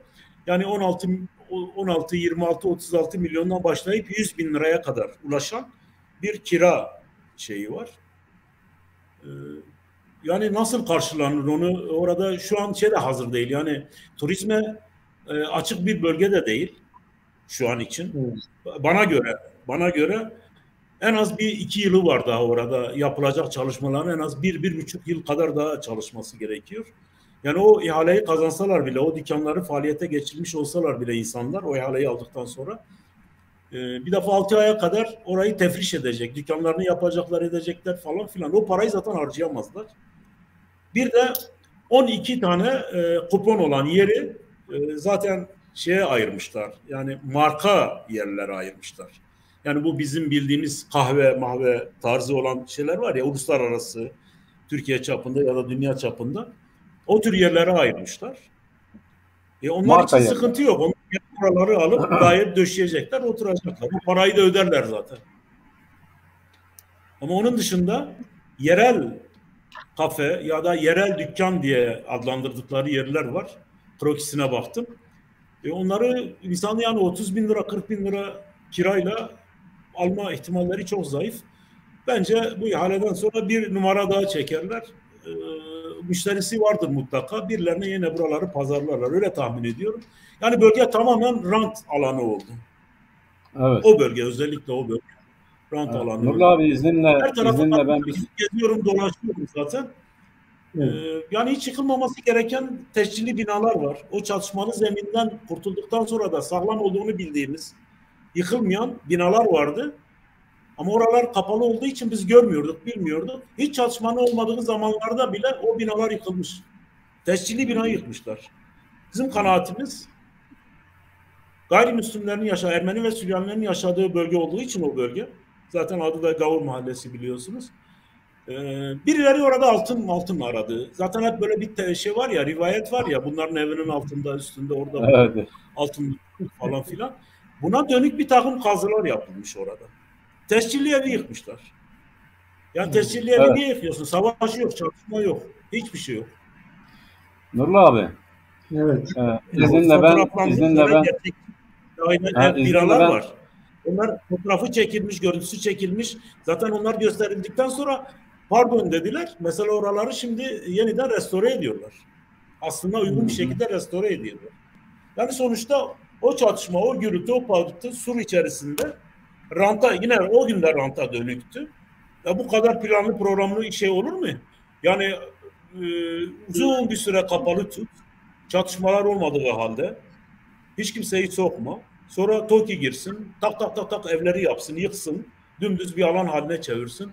Demek ki çok önceden hazırlanmış bir plan ve proje bence. Bana göre. Evet. Nurlu abi bir soru sormak istiyorum. Bu kadar hazırlıklı olmanız mümkün değil. Şimdi tam da önemli kısım o. Naci Bey, Nurlu abinin izniyle ben bir soru sormak istiyorum size. Şimdi oranın da biraz bir serencamına girmek lazım. Yani bu Sur hadisesi o ilk günden itibaren PAK olarak, biz parti olarak hep karşı çıktık. Oradaki mağdurlara elimizden gelen yardımı yapmaya çalıştık. Bu dar, sıkıntılı başında da Nurlu abi vardı. Biz 2000 aileye ulaştık o zamanlar. Oradaydık sürekli, birkaç defa ne sokağa çıkma yasağı vardı. Öyle içeride de kaldık falan her neyse. Yani durumu yakından takip ediyoruz ve şu çıktı ortaya. Bir, Sur birilerinin orayı işte biz hendek kazdık, burayı biz yöneteceğiz hadisesi değildir. Bu bir göstergeydi. Bu bir bahaneydi. Daha büyük bir yıkımın, daha büyük bir alt üst oluşun yaratılması için bunlar mizansendi. Şimdi onu görüyoruz. Mesela o zaman bu işin başında olan şahıs dedi ki Avrupa bizden istedi böyle yapmamızı. Bu çatışmaları sürdürmemizi Avrupa bizden istedi. İki, yine o yapının başında olan birisi dedi ki biz zaten 2013 yılında böyle geniş bir hadise yapacaktık. Çözüm süreci olunca yapmadık. Davutoğlu dedi ki biz 2013 yılında buraları bitirecektik. Çözüm süreci olduğu için yapmadık. Yani bütün bu sonradan baktığımız zaman bu Sur ve Kürdistan'ın diğer il ve ilçelerindeki o çatışmalı sürecin başlamasının gerisinde bir takım farklı amaçlar var. Sur'a ilişkin özel amaç şuydu. Onu söyleyeyim. Bir, Sur Kürt sermayesinin merkeziydi. Temerküz ettiği bir yerdi. Ve gerçekten de en işlek yerlerden biriydi. Daha önemlisi de uluslararası düzeyde Birleşmiş Milletler nezdinde, UNESCO nezdinde dünya kültürel mirası olarak tescillenmek üzereydi. Sur. Evet. Şimdi bu operasyonla beraber ne oldu? Bir, bu dünya uluslararası kültür mirası olmaktan çıkarıldı. Ya da yapılamıyor, onu bilmiyorum. O süreç nerede? Size onu soracağım. Bu konuda bilginiz var mı? İki, bu Kürt sermayesinin merkezi olan Sur şimdi ne alemdedir? Yani burada hala bir sermaye dönüyor mu? Burada bir çalışma var mı? Bu ikisi bertaraf edildi. Orada yaşayan sizin dediğiniz gibi Gavur Mahallesi, o Gavur Mahallesi bitti, yerle yeksan edildi. Artık Gavur diye bir şey kalmadı. Bütün bunlar benim kanaatimce bu iki unsurun yani o popülasyonun kültürel dokunun yok edilmesi ve burada temerküz eden Kürt sermayesinin de kaçırılması, bertaraf edilmesiydi. Çünkü bir millet sermayesi olmadan kendisini inşa edemez, altyapısını oluşturamaz, kendi iç ağını pekiştiremez. Sermaye bir vücuttaki kan gibidir, bir milletin kanı gibidir. Yani onun damarlarında, insanın damarlarında kan nasıl dolaşıyorsa, bir canlılık oluşturuyorsa sermaye de bir milletin ekonomisinde, altyapısında, dokusunda böyle bir kan vazifesi görür. Maalesef bu iki konuda da bana göre orada çok ciddi bir bilinçli, sizin dediğiniz gibi sanki önceden planlanmış gibi. Evet, bence de önceden planlanmış, hayata geçirmiş bir olaydı. Sonraki açıklamalardan bunu da görüyoruz. Bu konularda sizin elinize gelen bir gazeteci olarak bilgi vesaire var mıdır? Yani hala orada sermayenin durumu nedir? Bu UNESCO'nun Dünya Kültür Mirası ilan edeceği bu Sur, yani Diyarbakır Sur'un o pozisyonu devam ediyor mu, etmiyor mu? Var mı bu konuda bilginiz? Varsa lütfen bizi bir aydınlatınız. Tabii onu UNESCO ile başlayayım. Öncelikle şeydir, tabii bu her şeye rağmen hala UNESCO miras listesinde. Surlar hala orada. Efsel bahçeleriyle birlikte. Zaten bu restorasyon, onarım işleri de bir şekilde o nedenle yapılıyor, devam ediyor. Şimdi bu çalışmanın olduğu bölgeyi siz de biliyorsunuz. Yani 5,5 kilometrelik Sur'un bir bölümü sadece. Yani 1,5 ya da 2 kilometrelik alanı. Diğer alanlarda çatışma olmadı ama tabii diğer alanlar da buradan etkilendi. Sizin bahsettiğiniz sermayenin olduğu kesim. Yani işte Gazi Caddesi, İnönü Caddesi, Balıkçılarbaşı, Melih Ahmet, Mardin Kapı, işte eski borsanın olduğu yer, Urfa Kapı, Çift Kapı, o taraflar etkilendi. Yani sermayenin eskiden beri, yani Diyarbakır'ın kuruluşundan beri sermayenin merkezi olan, ticaretin kalbi konumunda olan yer tam ortadan kalkmadı, bitirilemedi zaten. Bana göre hala orası canlı. Yani Diyarbakır'ın kalbi hala orası. Ama uzun süre iş yapamadılar. Uzun süre geriye düştü. El değiştirenler oldu falan filan. Onlar şimdi kendilerini bir şekilde yine toparlamaya başladılar. Orası ölmüyor tabii. Önümüzdeki süreçte sanıyorum orası daha da canlanacak. Ama güzel. Asıl o çalışmaların olduğu yerdeki asıl hedefin bir şekilde bu altın arama meselesi olduğunu anlayabiliyoruz. Keşke onunla sınırlı olsa. Keşke. Yani şu an için görünen o. Ama orada da çok büyük bir rant var. Yani dediğiniz o ticaret merkezi konumunda o sermaye bir şekilde kendini orada korudu, devam ettiriyor ama zayıflayarak. Büyüyerek değil. Şu an daha zayıf. ekonomik durum çok iyi değil. Yani Türkiye'nin genelinde gerçi var bu şey ama bizim o Diyarbakır Sur içerisindeki kent merkezli sermaye hakikaten güçlü bir sermayeydi. Çünkü sadece Diyarbakır içerisine hitap eden bir sermaye ya da toptancı grubu değildi. Onlar hem ilçelere yani 10 ilçeye aynı zamanda yakın köylerin tamamına hitap eden bir ticaret merkeziydi. Bütün alışverişler karşılıklı yani yoğurdundan peynirinden tutun günlük alışverişine kadar oradan temin edilirdi. Onun için çok canlıydı, çok hareketliydi. Şimdi de var, devam ediyor. Ama ne kadar güçlü olup olmadığı konusunda şey değilim. Yani çok böyle net verilerde, bilgiler de veremiyorum. Ama hareketlidir, Anladım. canlıdır. Devam eder. Anladım. Orası bitmiyor. Yani geçen gün bununla ilgili bir yazım vardı. Ne olursa olsun. Yani işte Kayapınar ta şeye kadar da uzansa bile Talaytepe'ye kadar da kent uzadı, büyüdü. Oralarda da bir ticaret oluştu ama asıl ticaret merkezi bizim bildiğimiz, sizin de bahsettiğiniz orası. Kalbi orası. Evet. Diyarbakır'ın bütün ticari kalp orada. Oradan atıyor. Evet. Evet, doğrudur. Bu zaten bizim için de bir süre sonra güçlenir. Güçlenecek diye düşünüyorum. Çok güzel, çok güzel. Zaten bizim de düşüncemiz o. Yani Sur Diyarbakır'ın hafızası. Öyle kabul ediyoruz. Yani orası Diyarbakır'ın hafızası. Bir kentin hafızası böyle hunharca yok edilmemeliydi. Gerçekten yapılanlar Diyarbakır'ın hafızasını yok etmek üzere yapılan şeyler. Bugün de bunu ranta dönüştürmeye çalışıyorlar. Sizin anlatımınızdan o çıkıyor. Yani orada ne Diyarbakır yıkılan yerlerin yapılan 12 bin yıllık bir şehir. 12 bin yani yapılan çalışmalarda Zerzavan'da bir de İçkale'de yapılan çalışmalarda ortaya çıkan sonuç o. Yani 12 bin yıllık bir sürece ulaşıldı. Hatta biraz daha ilerisine gitmek istiyorlar. Bir de hiç uymayan bir şehir. O özelliği de çıktı ortaya. Yani bazı şeyler vardır, uyan şeylerdir, kapalıdır. Bir daha da görünmemiştir. Tarihte öyle yerler var. Ama Diyarbakır böyle diri, dinamik ve ayakta olan bir kent. Bence yani tamam hafıza silinmek istendi. Ama kayıtlar var. Yani unuttukları şey var. Hakikaten yani Kürtler dengbeşleriyle nasıl buraya kadar getirdilerse hala özelliklerini yansıtabiliyorlarsa Sur içerisinde de benim bile yani çok özel bir çalışma yapmadım ama çektiğim fotoğraflar var. 5 sene önce çektiğim fotoğrafla bugün onun haberini de yapmıştık zaten. Bugünkü konumu belgeleyebiliyorum. O hafızayı silemiyorlar. Diyorum ki burası böyleydi. Burası benim evimdi. Ama şu an alışveriş merkezi. İki fotoğrafı yan yana koyabiliyoruz. Bunun dışında çalışan arkadaşlar da var. Yani yıkılacağını ya da başına bu işlerin geleceğini bilmiyorduk ama çalışılmış. Her alanda çok iyi biliyorum. Siyasaldan benim bir arkadaşım var, fotoğrafçı. Bütün alanlardan çekilmiş fotoğraflar var onda.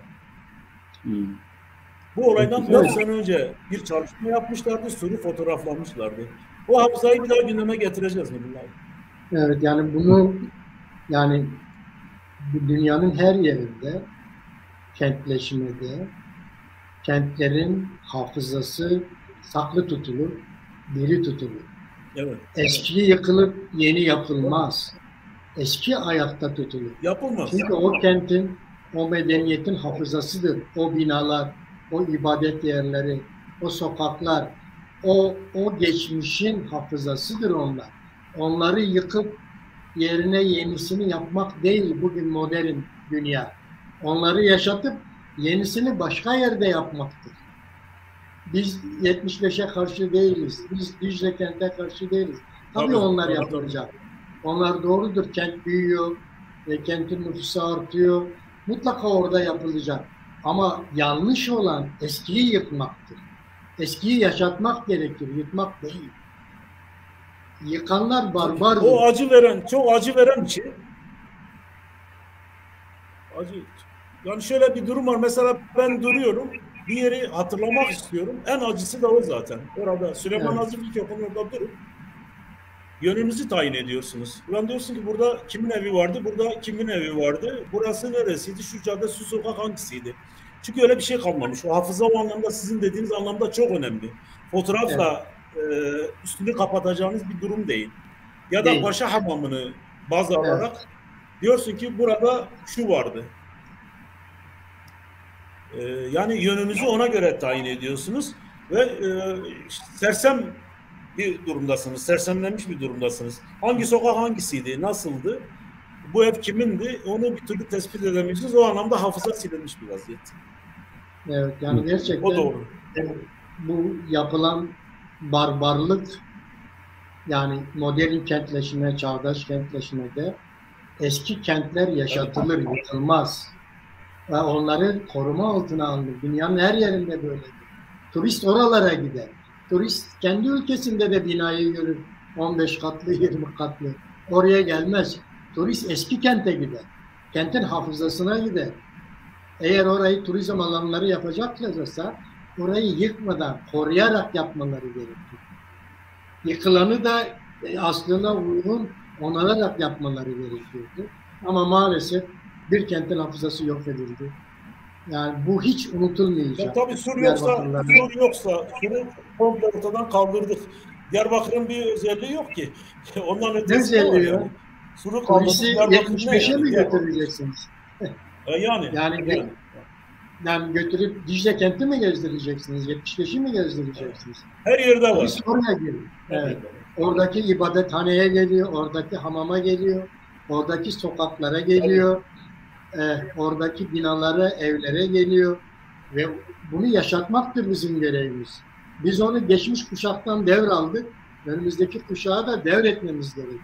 Yaşatarak, koruyarak devretmemiz gerekiyor ama maalesef işte hiçbir yerde olmayan bir şey var. Ermeni kilisesi var, Süryani kilisesi var, Keldani kilisesi var, Sinagog var. Bunların hepsi bu kentte ve bu 5,5 kilometrelik alanın içerisinde. Doğru. O kadar sunabileceğiniz bir de camiler var. Yani ta bilmem nereden kalma camiler var. Başka hiçbir kentte bu kadar sunabileceğiniz tarihi mekan yoktur. Yoktur. Çok zor. Doğru. Bunların hepsinin bir arada olduğu. Hepsi bir arada. Hepsi bir arada. Evet. Yani yüzlerce medeniyet gelmiş geçmiş Diyarbakır'dan. Hepsinin izleri var. Hepsini yıktılar. Çünkü Taliban hareketi gibi. Aynen bir Taliban hareketi gibi. Yıktı geçti hepsini. Bir kentin hafızasını Talibanvari yöntemlerle yıktılar geçtiler. Gerçekten yazıklar olsun. Ya biz de engel olamadık. Gerçekten yani biz de bu çağdaşları olarak tabii. Bu yıkım döneminin çağdaşları olarak buna taşı koyamadık. Evet. Hefsele bakan o çarşının Hefsele bakan kesimde 860 metre su yok. Dümdüz olmuş. Evet. Kısmen kalmış. Yani öyle şey gibi değil. Hiç yok. Hiç yok. Maalesef yapıldı. Gördük biliyoruz. Evet, maalesef yapıldı. Ama bunu yapanlar aynı zamanda Sur'u yıkmadılar. Türkiye'yi de bir uçuruma sürüklediler. Öyle gözüküyor. Ve bugün her tarafta ekonomik kriz var. İnsanlar ayakta. Elektrik parasını ödeyemiyor, ısınma parasını ödeyemiyor, pazara gidemiyor. Korkunç bir kriz yaşıyor. Ve bu krizden tabii ki biz de etkileniyoruz. Diyarbakır da etkileniyor. Bunun etkilerini nasıl görüyorsunuz Naci Bey? Krizin etkileri nasıl Diyarbakır'da? Valla ekonomik yani sıkıntı büyük. Yani onu görebiliyoruz. Bütün kesimlerde olmasa bile ağırlıklı herkes bu son bir haftadır özellikle ve bakıyorum çok etkilenmemiş görünen kesimler bile artık yani elektrikten, doğalgazdan çok büyük oranda etkilendiler. Çünkü 5'e 6'ya katlayan bir rakam var. İnsanların ekonomik gücü zaten buna yetmiyor. Bizim kendimiz de yani biraz da ikiye katladığı zaman o elektriği suyu ödeyemiyorsun sonuç itibariyle. Ödeyen bir kesim var. Yani bir rantçı bir kesimin Diyarbakır'da var olduğunu hepimiz biliyoruz, yaşıyorlar. Vallahi onlar rahat ediyor ama büyük bir kesim de perişan bir vaziyette. Mesela esnaf konusunda her sabah oralardayım. Yani özellikle kent merkezinde Mehmet Bey'in de bahsettiği o alanlarda herkes yani çok büyük şikayetler içerisindeler. Yani nasıl devam edecekler, nasıl hayatlarını devam ettirecekler. Yani böyle şey, bugün de geçti, bugünü de atlattık gibi bir moddalar. Bugün çok şükür bugünü de atlattık modundalar ama nereye kadar gider bu? Bir patlama noktasına geldiğini zaman zaman da hissedebiliyoruz. Hiç şikayet etmeyenler beklemediğimiz tarzda şikayete başladılar. Yani öyle bir şey var. Toplumsal patlamaya dönük bir noktaya geldiğini söyleyebiliriz. Yani sıkıntı büyük. Türkiye genelinde de öyle. Yani işte Doğu Beyazıt'ta gördük. Cuma namazından sonra elektrik için sokağa dökülenler. Diyarbakır'da çok az döküldü. Aslında insanlar sokağa dökülür de bir nedeni var tabii. Yani Diyarbakır'da insanlar yani bu işte Kürtler biraz bu konuda imtina ediyor. İç siyasi bir boyuta getirilir diye şimdilik duruyorlar. Ama buraya geliyor. Buraya geldikten sonra da sokağa çıkacaklar. Bu artık Kürtlük meselesine geçti. Ekonomik karın doyurma, açlık, perişanlık bu başka bir şey. İnsani bir mesele.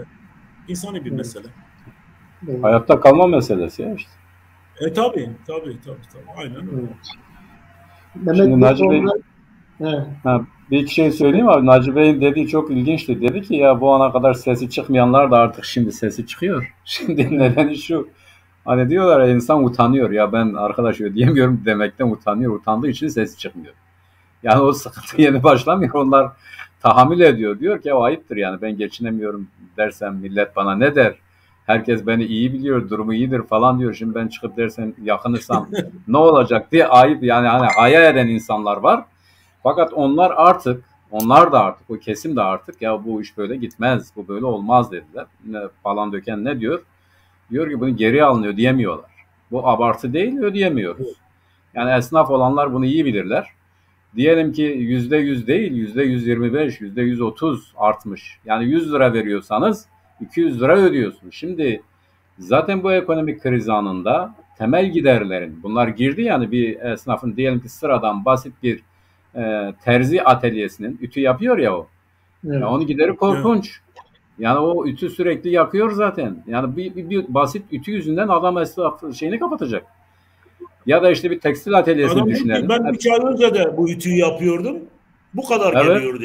Şimdi aynı ütüyü yapıyorum. 5 kat fazla geliyor. Aynı şey. Aynen öyle. Şimdi o katlanarak geliyor. Yani diyelim tekstil atölyeleri, bu tip işte diyelim yemekhaneler, ya işte o şeyler sürekli yanıyor. Tüpler sürekli yanıyor. Bir ödüyordu, şimdi 3 ödeyecek doğalgazda. Şimdi bu onu artık o kazanı kaynatmamak noktasına getirdi. Yani düşük ateşle de tutsa aynıdır, yüksek ateşle de yapsa aynıdır. Ne yaparsa yapsın o kaçınılmaz sondan kurtulamıyor ve ödeyemiyor. Gerçekten ödeyemiyor. O çok büyük bir sıkıntı.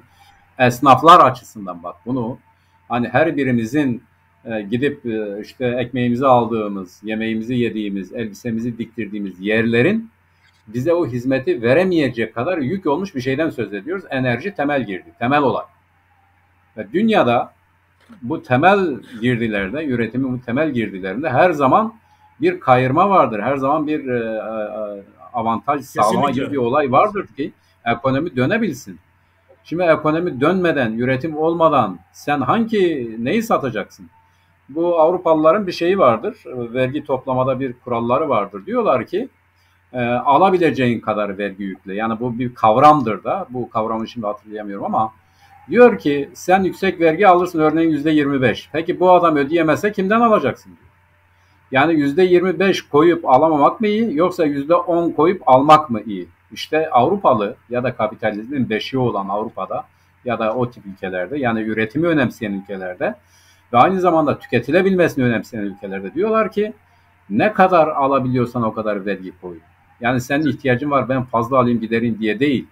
Sana altın yumurtlayan kesimi eğer tavuğunu kesersen artık o %10'u da alamazsın diyor, bir gün gelir ve Türkiye'de bu noktaya gelmişiz. Türkiye'de üreticiler artık üretebilecek durumda değil. Girdiler çok pahalı, enerji çok pahalı. Ve bir de işte belki bir sürü insan farklı algılayabilir ama asgari ücret 4200 oldu. Fazla değil bana göre. Fakat bu girdilerle beraber bu artık katlanılamaz oldu. Yani her şey, bütün girdiler. Emek de bir girdidir. Emeği satın alırken önce ödediğiyle şimdi ödediği arasında fark var. Ama daha kötüsü, diyelim onu zam yaparak, iyi kötü 3-5 kuruş zam yaparak karşılayabilir ama daha kötüsü girdinin, yani senin fiyatlarını önemli ölçüde etkileyen ama senin fiyatlara yansıtamadığın bir girdinin, temel enerjinin bu kadar artması esnaf için gerçekten korkunç. Aileler de böyle. Hadi diyelim 220 şeye kadar bunu yaptılar ama öyle aileler var ki vallahi 300-400'den aşağı düşmüyor. Yani bu konuda yeterli değil. Palandöken onun için diyor ki bunu geri alın. Geri alın demesinin sebebi de boş değil, altı doludur. Yani esnaflar bir gün gelecek, ödemeyecek. Bu elektriği kesmeye gelenleri de oraya sokmayacak. Başka bir çaresi yoktur. Bu iş böyle olacak. Aynen öyle. Yani bu durum oraya doğru gidiyor. Evet. Oraya doğru gidince ne olacak? Sen işte %10 alacağım diye ısrar ediyorsun bundan. Sen %1'i bile alamayacaksın. Avucunu yalayacaksın. Yani. Şimdi burada Nurullah abi şöyle bir şey var bak, o çok önemli. Sen geçen hafta değindin. Şimdi dedin ki bu Karmar'dan ötürü dedin ki devlet, biz karayollarındaydık. Devlet kış geldiğinde alet edevatını hazırlıyordu. Tuzunu hazırlıyordu, graderini hazırlıyordu, kepçesini hazırlıyordu. Kar yağmaya başladığı andan itibaren belli kilometreler arasında il sınırları içerisinde o ildeki karayolları temizliyordu. Şimdi bunu bir kamu kuruluşu yapıyor. Yani devlet yapıyor. Hepimiz adına belli bir ekipmana sahip olan devlet yapıyor. Karayolları hepimizin kullandığı yollar. Enerji de böyledir. Bak, özelleştirilen enerjide altyapıyla uğraşmıyorlar. Diyorlar ki kardeşim ben sadece dağıtırım. Altyapının meselesini gidermek devlete aittir. İşte gördün bu Isparta'yı ne yaptılar? 2-3 gün bütün bir kenti, ilçeleri falan filan vesaireleriyle elektriksiz bıraktılar. Özel sektör diyor ki bu benim görevim değil. Bunun altyapısıyla uğraşmak, bu arızayı gidermek benim görevim değil diyor. Ben sadece senden elektrik alıyorum ve halka elektrik satıyorum. Şimdi bunun bir mantığı olabilir mi? Yani bu enerjinin yüksek faturaya dönüşmesinin nedenlerinden biri bu. Hesaplanmayan giderler var. Devlet onu karşılamak zorundadır. Oradan işte az önce Naci Bey'in dediği gibi suru nasıl rant alanı haline getirdilerse elektriği rant alanı haline getirdiler. Karayollarını rant alanı haline getirdiler. Hava alanlarını rant alanı haline getirdiler. Gidiyor dağın başına bir hava alanı yapıyor. Diyor ki ben sana işte her 30 milyon yolcu taşıma garantisi veriyorum. Eğer diyor o 30 milyonu dolduramazsan da ben sana para veririm. Ben de yaparım böyle hava alanı. Yani herkes bize versinler.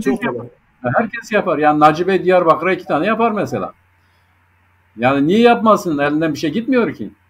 Yani adam garanti veriyor. O parasını alıyor. Neden yapmaz? Ya böyle bir şey olur mu? Böyle bir altyapı hizmeti olur mu? Böyle bir kamu hizmeti olur mu? Hastanelerde böyle. Ya şimdi hastaneleri böyle şehirlerin çok eski klasik yerlerinden çıkardılar. Herkesin ayak altındaki hastaneleri.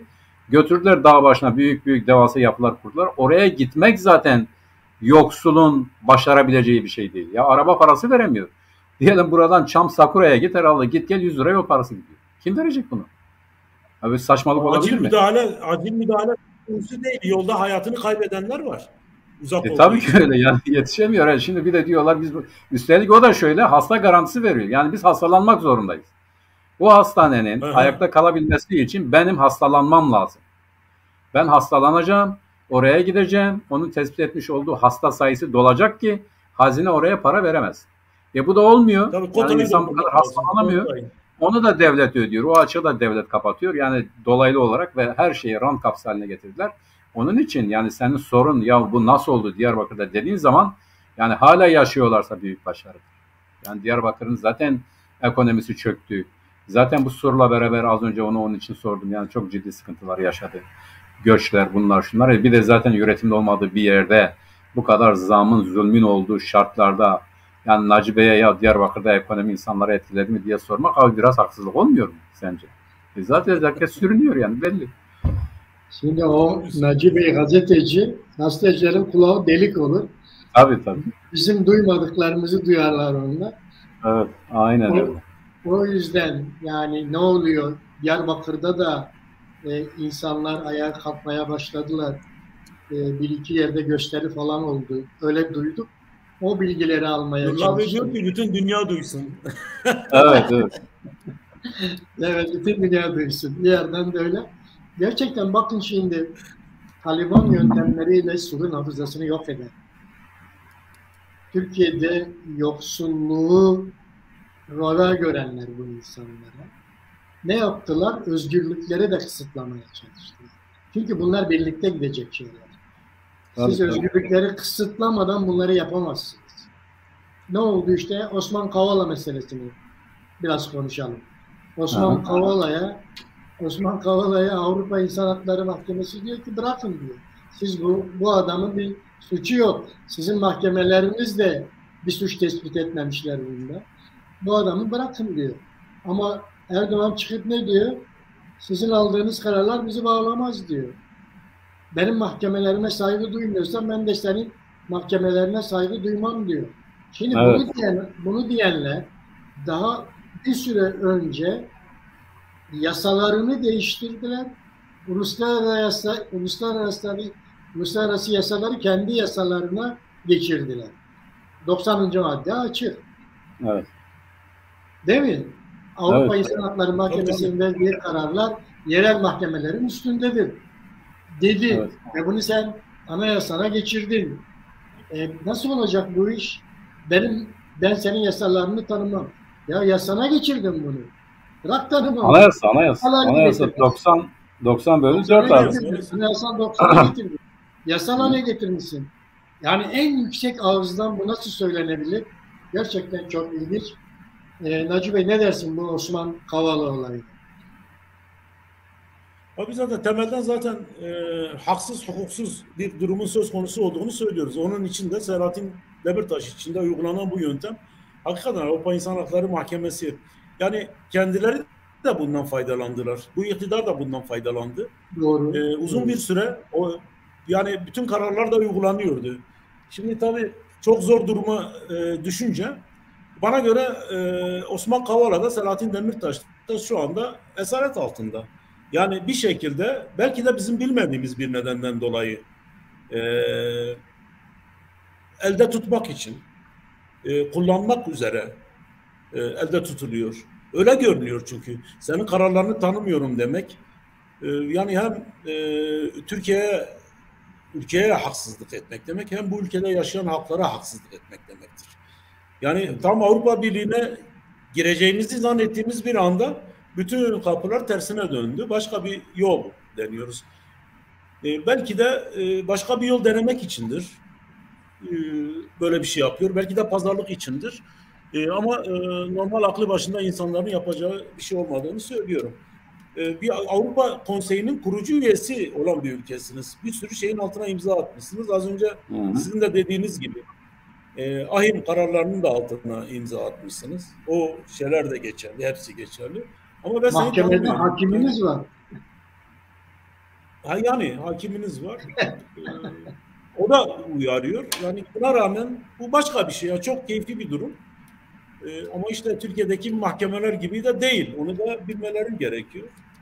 Evet. Maalesef. Buradaki hakimler gibi değil. Buradaki savcılar gibi değil.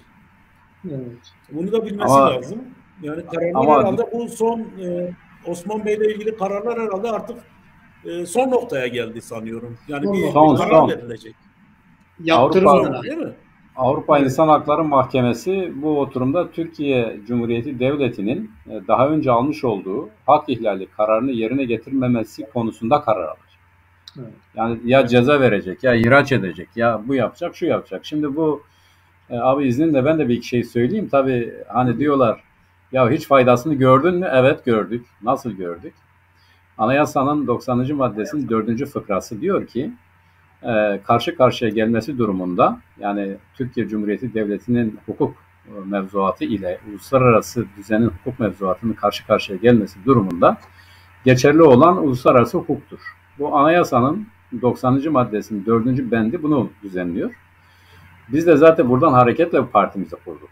Yani bizim partimizin kuruluşu da buna dayanıyor.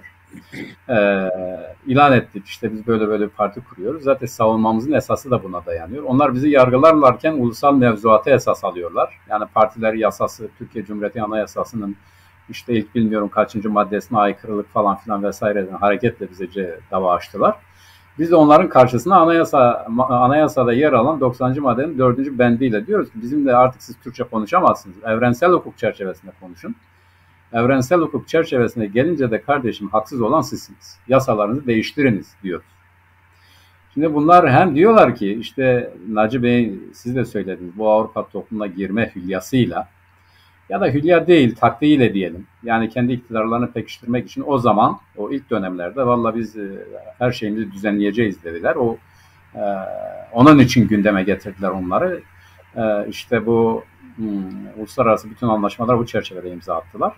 Fakat kendi iktidarlarını pekiştirdikçe de iktidarda sağlamlaştıkça da yavaş yavaş bundan uzaklaştılar. Hatırlıyorsanız ben onu hiç unutmuyorum. Yani böyle bazı şeyleri bir kenara yazıyorum. Bu Murat Yetkin'i henüz Hürriyet gazetesindeydi. Daha Hürriyet gazetesine atılmadan ya da onu yazdıktan sonra atıldı galiba.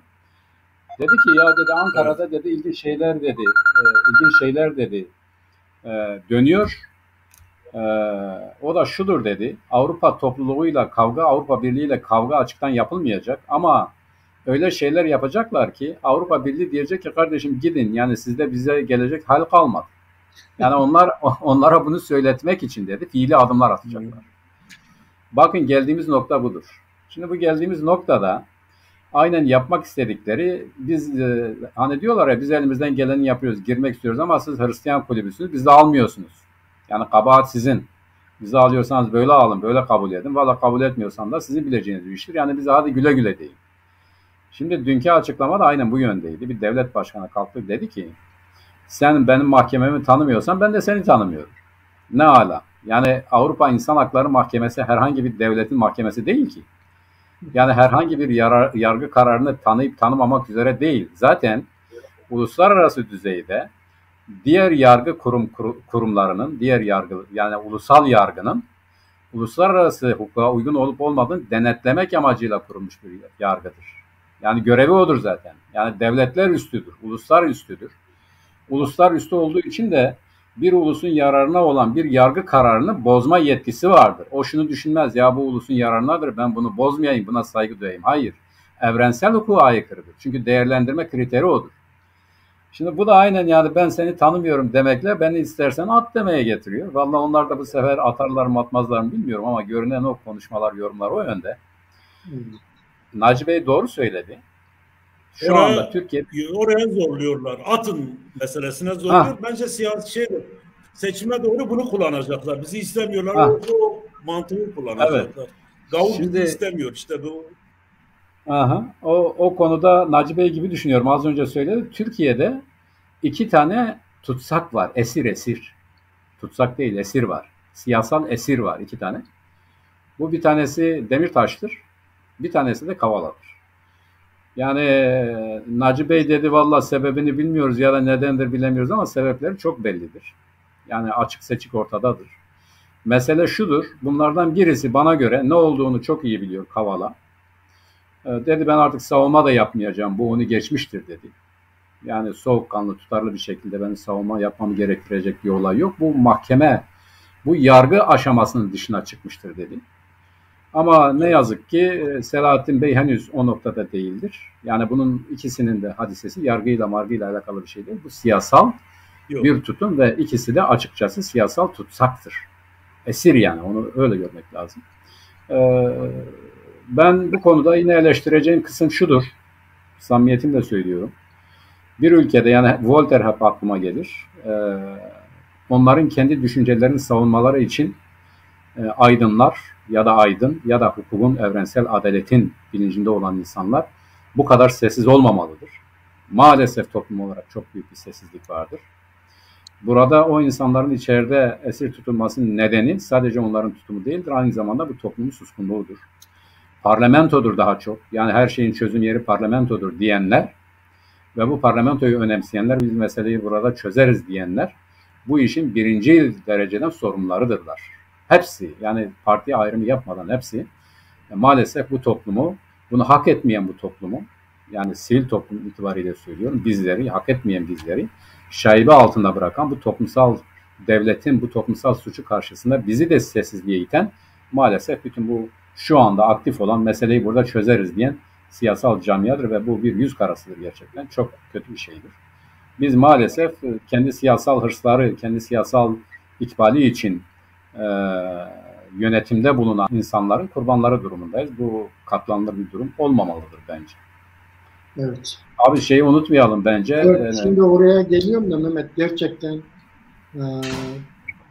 yani bakıyorsun bir taraftan geldiler, kentlerin hafızasını yok ettiler, bir taraftan işte zamlar, yoksulluk, öbür taraftan hukuksuzluk derken Türkiye'nin kontrolü altındaki Suriye topraklarında IŞİD'in lideri Amerikalılar tarafından öldürüldü veya kendini patlattı. Tam net bilmiyoruz o konuyu ama yani basına sızdığı kadar kendini patlattığı söyleniyor, üstündeki yelekle kendini patlattığı söyleniyor.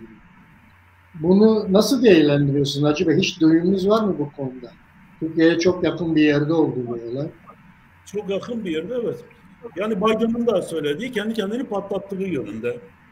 Evet. Şimdi tabii İdlib'e yakın bir yerde olması, yani Kürtlerin yaşam alanına yakın bölgeler bunlar. Zaten geçtiğimiz günlerde bu Haseki'deki cezaevi meselesi de biliyorsunuz gündemdeydi.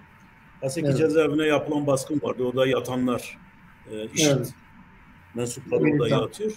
Bu şeyi gösteriyor. Bu IŞİD'lerin yeniden o bölgede hareketlendiğini, yeni bir şeyler yapılacak. Yani Amerika yine orada devreye girdiğine göre sınırlarımıza yakın bir yerde. Benim kanaatim buradan besleniyorlar. Yani Türkiye'den beslenen bir kesim. Gelip gidiyorlar zaten bilinen insanlar. Yani bilinen dediğim rahat hareket ediyorlar. Evet. Ama bu operasyona nasıl karar verildi, niye karar verildi onu bilmiyorum. Tam da adamın kendisi hakikaten lider mi de değil midir onu da bilmiyoruz tabii de öyle yansıtıldı. Onlar aileler öyle açıklama yapıldı. Ama Türkiye ile bulundukları mekan itibariyle Türkiye ile bağlantılı oldukları çok net ortaya çıkıyor. Yani buraya yakın olmaları biliniyor yani. Bunu zaten tartışılan konular da bunlardır. Yani önümüzdeki günlerde zaten bunun şeylerini göreceğiz bence. Yani bu sınırlarımıza yakın bölgelerde, Kürtlerin yaşadığı bölgelerde bunların yeniden çatışmalı bir zemin yaratacaklarına tanık olacağız gibi görünüyor. Evet. Bir alev topu var yani yine. Öyle gösteriyor. Evet. Yani çok geniş bir bilgim yok. Onun için çok fazla bir şey söyleyemiyorum. Yani bu kadar. Teşekkürler Hacı Bey. El Kureyşi Türkmen olduğu açıklandı. Yani isminin farklı olduğunu, bu takma bir kod adı olduğu, El Kureyşi isminin takma olduğu, aslında kendisinin bir Türkmen olduğu ortaya çıktı. Bunu helikopterle gidiyorlar. Helikopter arızalanıyor. İşte daha sonra jetler ve F-16'lar vuruyor onun bulunduğu mekanı. Helikopter de patlatıldı deniyor. Yani o konuda da çok bir şey yok. Yani o helikopter arızalanıyor, belli bir yere indiriliyor. Orada da helikopter imha ediliyor. Onun gerçekten nasıl, niye imha edildiği de bilinmiyor. O konuda da daha henüz net bir açıklama yapılmadı.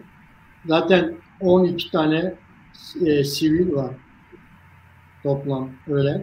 Bunun 6 tanesi çocuk, 4'ü kadın olduğu söyleniyor. Toplamda da 12 sivilin daha öldüğü söyleniyor onunla ilgili. Bu da henüz çok net bir şekilde açığa çıkmıyor ama basına sızdırılan. Bazı kaynaklarda da 4 çocuk, 3 kadın, toplam 13 kişi. Evet, ben de okuduğum kaynaklarda 6'sı çocuk, 4'ü kadın, 12 kişi. Ailesiymiş. Evet, yani daha böyle çok bu konuda bir netlik oluşmadı. Ama tabii en çok konuşulan konu bir defa Türkiye sınırına çok yakın olması bir. İkincisi Türkiye'nin Suriye'de kontrol ettiği bir alanda ve alandaki karargaha çok yakın olması çok konuşuluyor. Üçüncüsü de Afrin'deki çadır kente, yani Kürtlerin yerleştirildiği yaklaşık 1 milyona yakın Kürt'ün çadırda kaldığı çadır kentte çok yakın bir yerde olduğu söyleniyor. Böylesine bir durum. Yani gerçekten çok ilginç, üzerinde çok konuşulacak, daha ileride de çok konuşulacak bir durum. Niye yapıldı bu eylem? Neden? Zamanlaması da çok gerçekten ilginç. Zamanlaması da çok ilginç. Ne dersin Mehmet bu konuda? Abi zamanlaması çok basit, yani ilginç, tabii ki basit, yani zaten o anlaşılsın diye bunu yaptılar. Biliyorsun Haseke'deki cezaevini bastı IŞİD. Evet. Yani bu olayın öne çıkan kısımları üzerinde kısaca durayım. Ondan sonra da Neçirvan Barzani ziyaretiyle ilgili biraz konuşalım. Evet. Şimdi burada birincisi şuydu, o cezaevi baskınıyla ilgili olduğu çok açık bir şeydir.